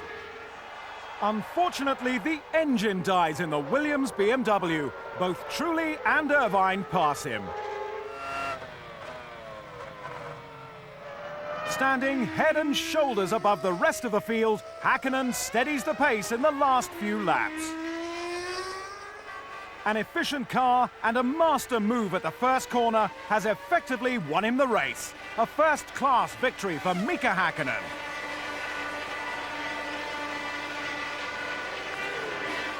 Thank you, guys. You have made 6 important points.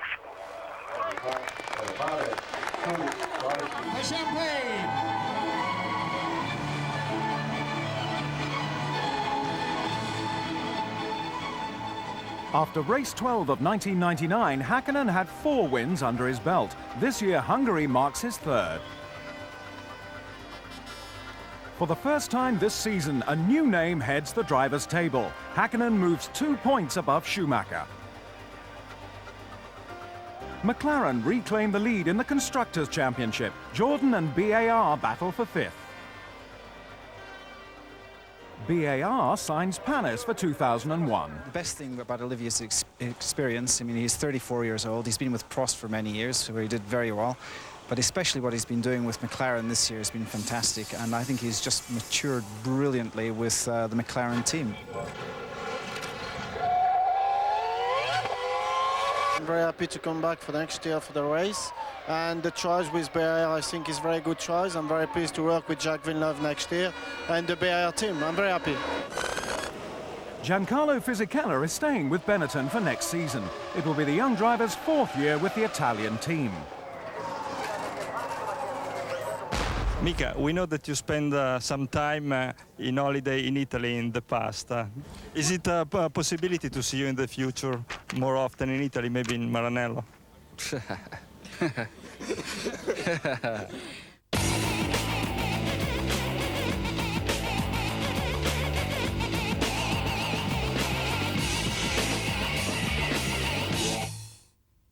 Belgium becomes the 13th destination in the Formula One season. Many teams make major changes to the cars here to minimize the burden this circuit puts on their aerodynamics. The McLarens are well suited to the Spa circuit. Mika Häkkinen combines speed and smoothness to set pole time. The Jordan team also expect good results here. But even they are surprised when Jarno Trulli takes provisional pole. Frensen's chances are blown at the bus stop, hindered by David Coulthard. Barrichello is caught out at the same spot.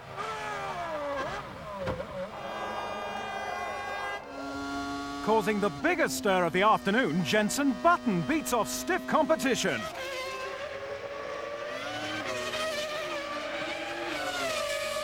He qualifies his Williams third.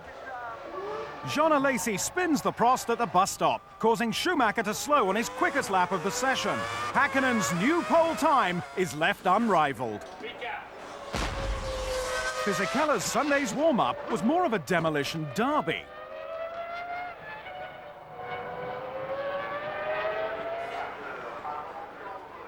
Practice days at Spa had ideal weather conditions. Now, as Sunday's race is due to start, mist and rain prevail over the circuit. McLaren took pole position by nearly a second over anyone else, but the unfamiliar faces of Jarno Trulli and Jenson Button surround them at the front of the grid. Usual tension building is abated by news that the start will take place under the safety car. This is seemingly at the driver's request due to the wet track conditions. Drivers weave back and forth trying to get warmth into the tyres. After one full lap, the safety car is brought in. Häkkinen begins to take advantage of his pole position and edges away from the Jordan. A tricky turn from a standing start, La Source is negotiated without incident. Drivers show caution in the fine spray, their visibility greatly reduced.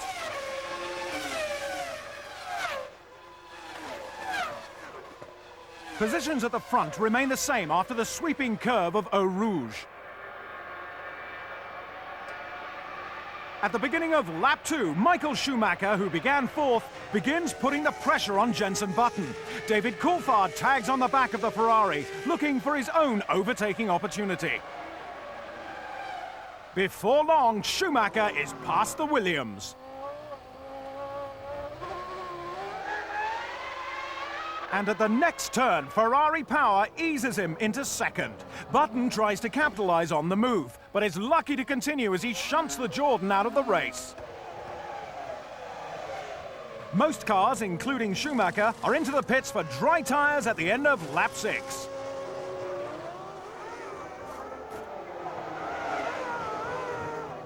Häkkinen is the first McLaren in. Coulthard must wait another lap. Button's Williams also makes it to the pits. The McLarens are briefly first and second, with Schumacher closing in. Both he and Häkkinen are running dry tyres on a slightly damp track, and it's the Ferrari that's faster. McLaren are finally ready to give Coulthard a set of slicks, but staying out that extra lap drops the Scot to 9th. Häkkinen's lead looks secure until Stavlot.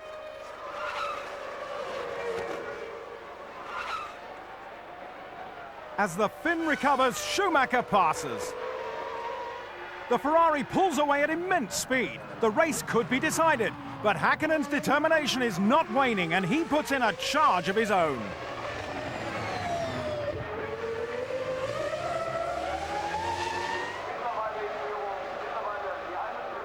Rubens Barrichello rolls to a halt in the pit lane entry road, and mechanics rush to retrieve him. Fuel pressure problems signal his retirement. Häkkinen eats into Schumacher's lead with each passing lap. The Finn now stands a real chance of catching the Ferrari. With just 17 laps remaining, the two teams are in for a nail-biting finish. Häkkinen's attack on Schumacher comes at 190 miles per hour. They almost touch as Schumacher shuts the door.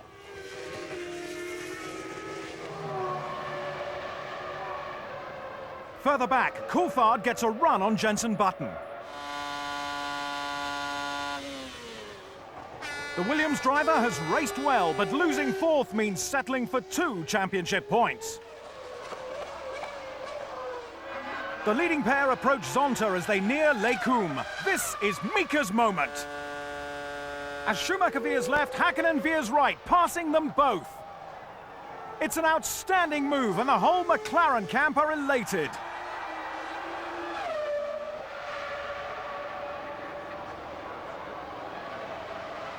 Isolated from the action up ahead, Ralf Schumacher runs third.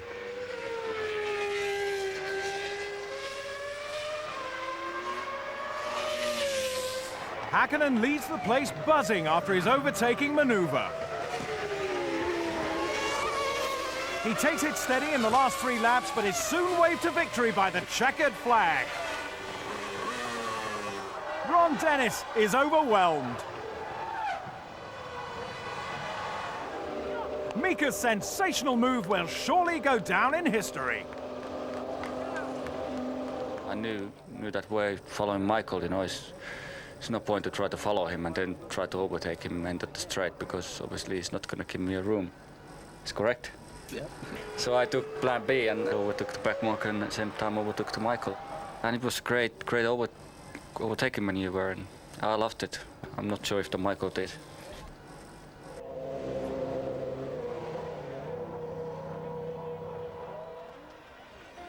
Mika Häkkinen's win moves him 6 points clear of Michael Schumacher. David Coulthard is still in contention in third.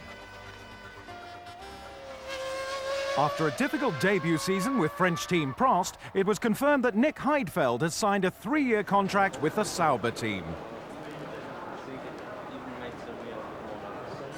Sauber are to lose current driver Mika Salo, who signed to fledgling Formula One team Toyota. The Finn said he wanted the chance to win. I've been racing for 7 years in Formula One and always for same positions, 5, 6 and 7. So I'm fed up with it. And Benetton get Button. I think it's a good opportunity with Benetton. Also Flavio now the ringleader. Yes. And also Renault coming back in. I think it's a great opportunity the next 2 years. Jensen has to come back in 2 years' time for a further 2 years. I expect we'll be looking forward to that very much. Nothing's going to stop the car out on the circuit.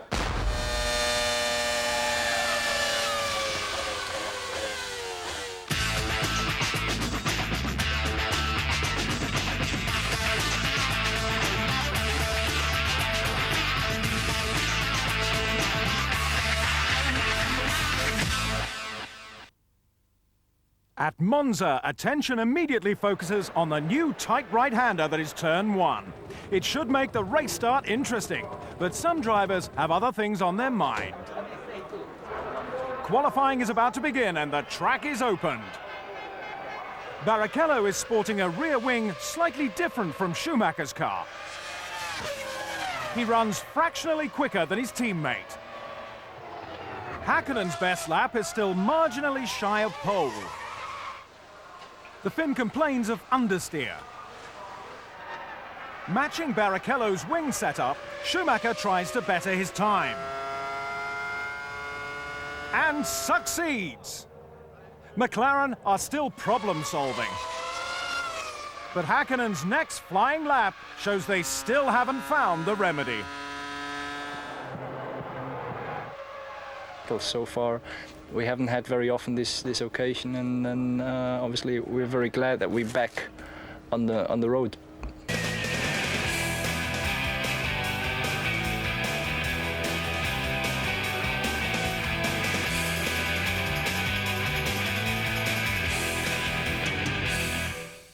Italians worship Ferrari, and luckily the team look on form for the race. McLaren, meanwhile, are not entirely happy with their setup.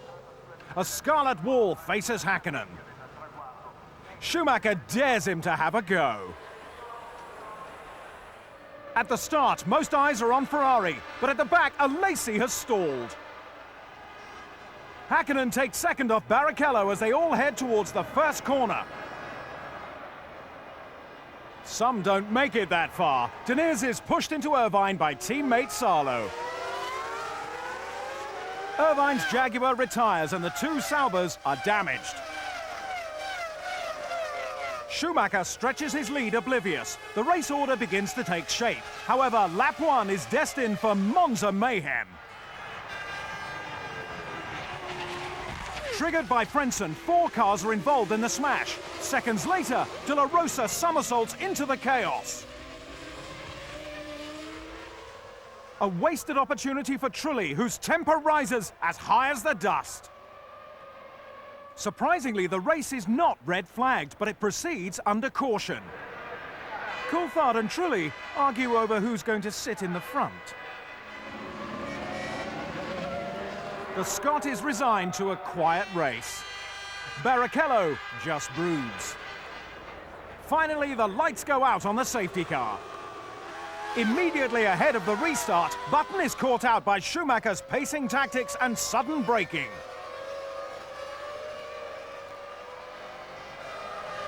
The Williams BMW receives damage after its scrape with the guardrail and doesn't turn into Parabolica.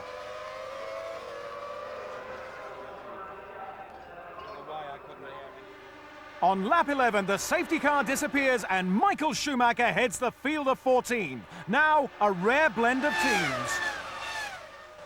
Sadly, Jacques Villeneuve loses a potential podium finish. The BAR suffers electrical problems, causing the Canadian to retire from third. His teammate Ricardo Zonta provides the action on lap 21. Light on fuel, the BAR passes Verstappen, and the Brazilian moves into third. He pits 2 laps later for the first of 2 stops. By mid-race, the gap between Schumacher and Häkkinen has visibly grown. McLaren expected less tyre wear than Ferrari, which would have given an advantage. As it is, Häkkinen's running up to a second a lap slower than Schumacher. On lap 39, Michael is in for new tyres and fuel that will see him to the end of the race. The Ferrari's pit stop briefly hands the lead to McLaren, but after running 3 laps longer than Schumacher, Häkkinen also makes his one single stop. Second in the championship table, but first in the race. Schumacher looks unstoppable. Häkkinen can't mirror the Ferrari's performance, although he does break down the gap. The Tifosi dream is moments away from becoming reality as Schumacher completes the 53rd and final lap. He crosses the line first for the 6th time this season.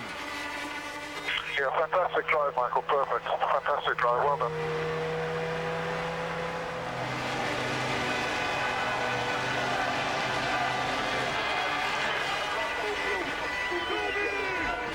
I'm just happy, I'm just exhausted, and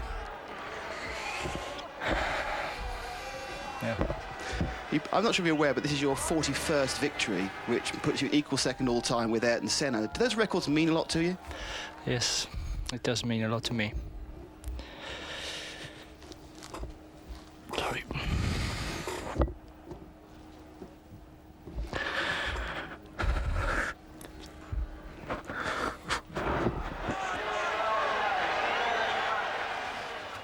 David Coulthard is now out of the championship race after failing to score in Monza. Schumacher revives his own title chances, moving within 2 points of Mika Häkkinen. The devastating accident at Monza's second chicane claimed the life of Fire Marshal Paolo Gislimberti. Despite receiving immediate medical attention, the Marshal died of injuries which he sustained when he was struck by debris. The only way really to feel sorry about everything there is to attend at the funeral and be there, give the relative the support.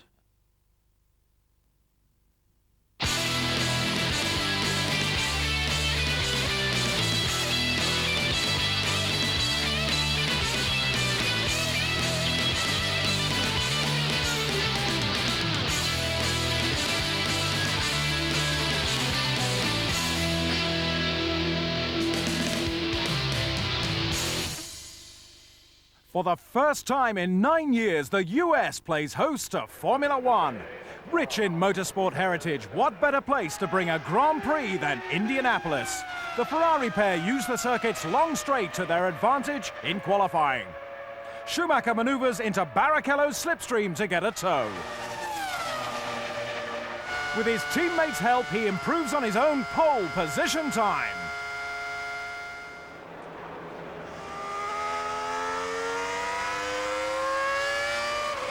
Häkkinen makes his final attempt to get ahead. The Finn knocks Barrichello from the front row but fails to take pole by 0.2 of a second. David Coulthard still has a run left. The McLarens take a tip off Ferrari, causing anxiety in the garage. The Scot takes the second fastest time. The Indianapolis grid is resolved. Schumacher in pole.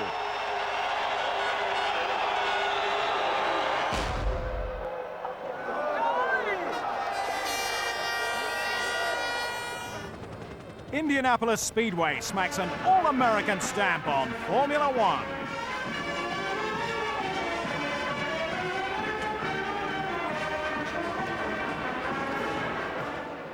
Headed by Schumacher, the grid is complete. All drivers try to anticipate the lights. They don't always get it right.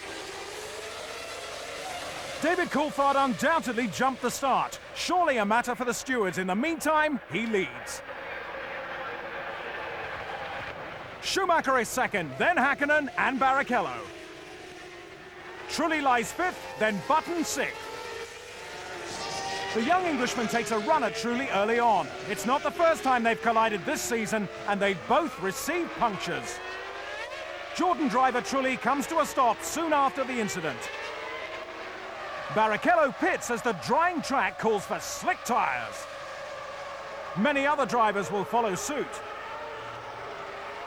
Race leader Coulthard tries to give Häkkinen an advantage by holding up Schumacher.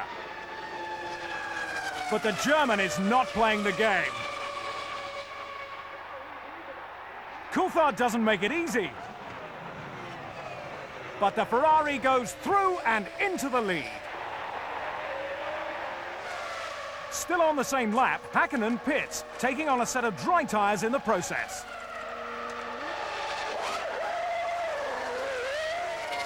He rejoins fifth behind Mazzucane's Minardi. Predictably, David Coulthard incurs a 10-second stop-go penalty. He must stop again next lap to change tyres, which will drop him out of the running. Schumacher continues to extend his lead, but has stayed out on wets longer than most others. He slots his pit stop into lap 16, while Häkkinen, now up into second, takes advantage of some clear track. He gains more time with every sector. The middle of the race could be brewing some exciting action as Schumacher heads off to defend his position.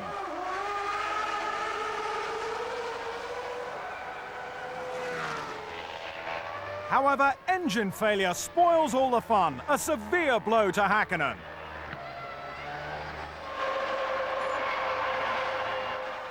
Now Schumacher only need finish fifth to overtake the Finn in the championship points table.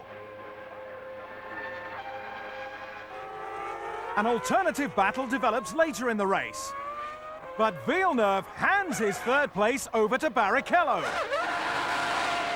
The BAR recovers and fights on. Rubens moves up into second after Frentzen pits and maintains the position through his own stop on lap 53. After running as high as second, Ralf Schumacher retires with a leak in the Williams pneumatic system.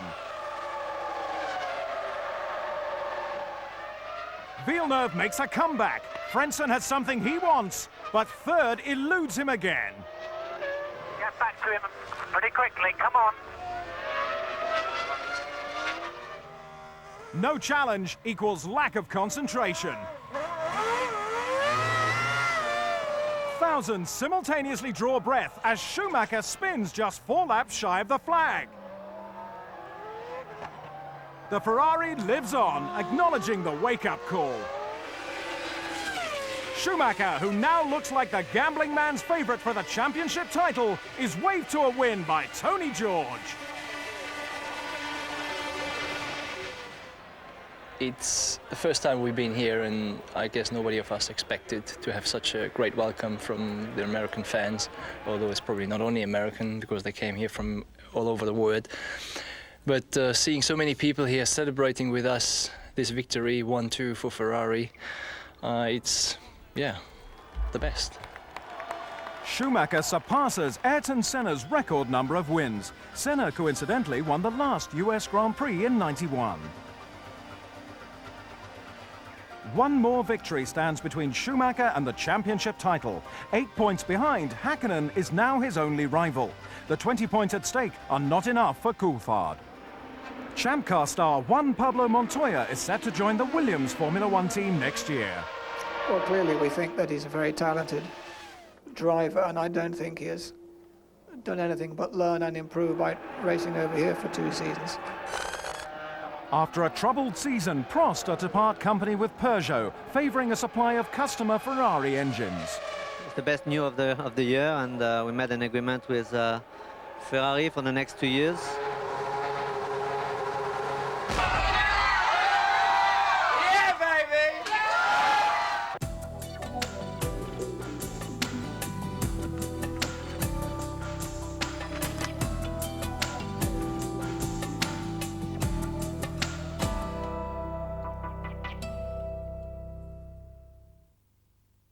For Schumacher and Häkkinen, pole position at Suzuka will be the most important one they fight this season.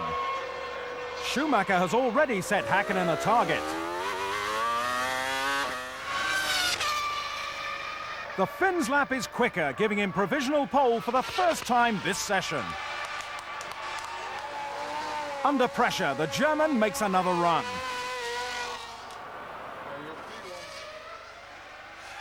Pushing the Ferrari a little harder, using a bit more curb here and there, he lowers the lap time again.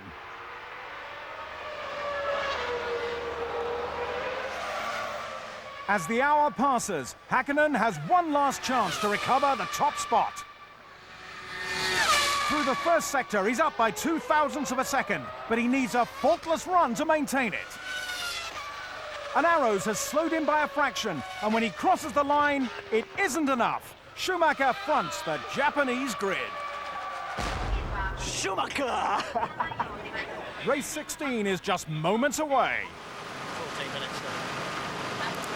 See you afterwards. Maybe it's the humidity, but the atmosphere is intense. Häkkinen has looked surprisingly calm. Schumacher searches for inner strength. The waiting over. Michael swerves right in what is becoming a routine move for the German. But Mika has the advantage and isn't letting go. Entering the first curve at 160 miles per hour, Ralf Schumacher climbs into fourth behind David Coulthard. Häkkinen immediately looks strong, leaving the Ferrari trailing. Further down the field, there's barely inches between the wheels.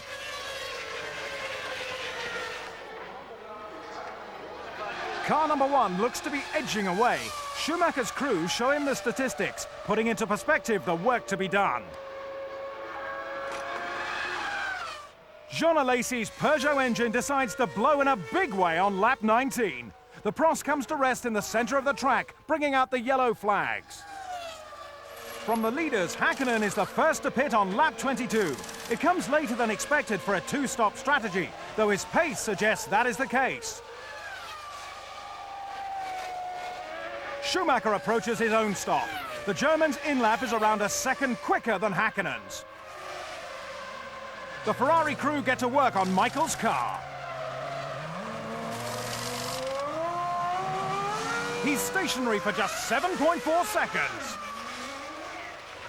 But pit stops haven't altered the race positions. Once Coulthard comes in on lap 24, Häkkinen will once again lead the race.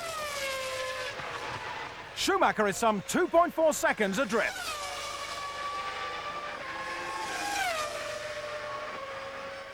Heavy showers dampen the circuit around lap 37, just as Häkkinen pits for the second time. About to catch the Jaguars in combat, this stop should avoid a tangle. He takes a fresh set of dry tyres and returns to the track. Unfortunately, Mika runs straight up to De La Rosa. The Arrows is frustratingly slow through the corners. Häkkinen loses precious time until Pedro peels off into the pit lane. All the while, Schumacher puts in some extremely swift laps. Heavy with fuel, Alex Wurz finds that Benetton's handling is terrible.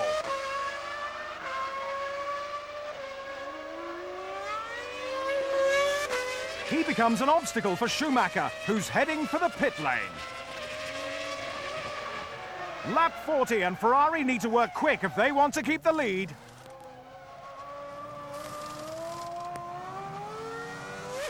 It's an outstanding stop, the quickest of the race.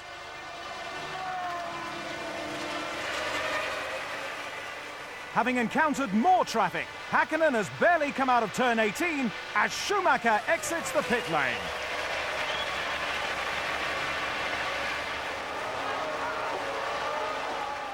There's now only 13 laps remaining and rain to contend with. Häkkinen, clamped in second, senses an opportunity in the final laps as Schumacher backs off. In reality, though, the German was never going to concede his most historic win. It's been a long time coming, but Ferrari have finally spawned another world champion.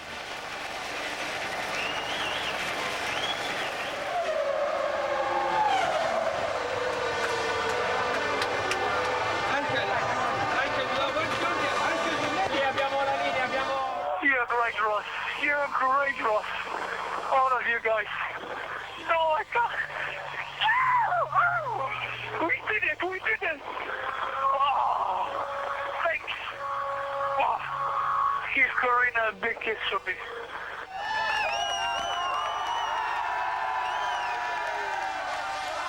It's difficult to find proper words for such feeling. I mean, there was such an outbreak of emotion initially when I crossed the line. I mean, this conditions were difficult today. The rain, no rain, a little bit more. The upgoing, the downgoing through the season, and then finally achieve it with a victory. The way we did it in, I mean, a fight until the last corner, thanks to Mika. Could have done it a bit easier for me. It's simply outstanding and no words for it to explain it any better.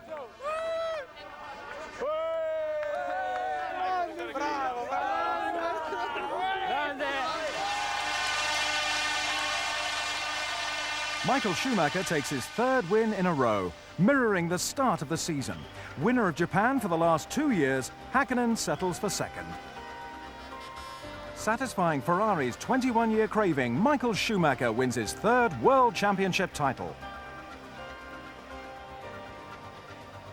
Ferrari requires a fourth-place finish in Malaysia to beat McLaren in the Constructors' Championship. Jaguar announced their new test driver for 2001 would be Thomas Scheckter, son of Ferrari's last world champion, Jody. We've decided that it's unlikely that somebody else is going to train our good drivers, and we'd best get busy and have our own training program. Don't tell him, don't tell him.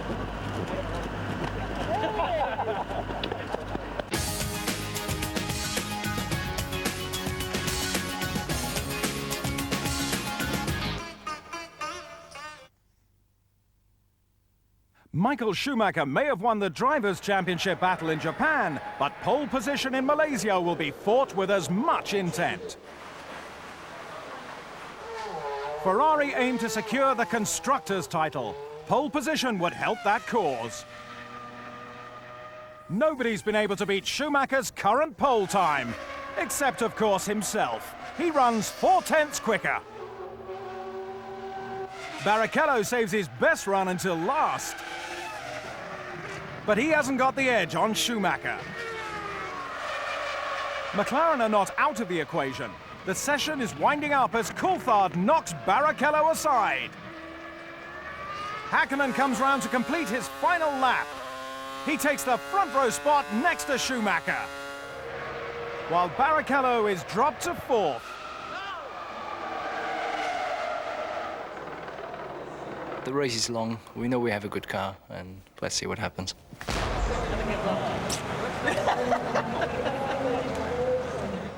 The grid is already assembled alongside the Malaysian grandstand. This will be a tough race, not least because temperatures average 35 degrees. Second-guessing the start, Häkkinen moves too early. He may be issued with a penalty like Coulthard in the US, but right now he's ahead in the race. Down to the first bend, Coulthard's around the outside of Schumacher and into second. Villeneuve moves up to fourth. They bunch up into turn 2. Heidfeld and Diniz make contact, flipping De La Rosa in the process. With cars and debris sprawled across the track, the safety car is brought out the end of lap 2. As racing resumes, McLaren teamwork comes into play. Häkkinen lets Coulthard pass, but Schumacher is dangerously close.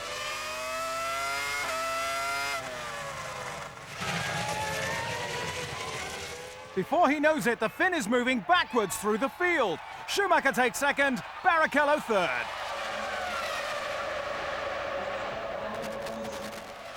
On lap 5, Häkkinen pays the price of a jump start, 10 seconds in the pits. Coulthard extends his lead, setting the new fastest lap time. But triple world champion Michael Schumacher can never be discounted. After his stop-go penalty, Häkkinen runs 19th and last. On lap 39, Schumacher's second pit stop is just 6.6 seconds. He will exit behind his teammate, who has yet to stop. Importantly, David Coulthard, who stopped 1 lap earlier, is not in sight. When Barrichello pits, Schumacher will take the lead. McLaren versus BAR at 185 miles per hour. Villeneuve outbrakes himself. Häkkinen's worked up to fourth.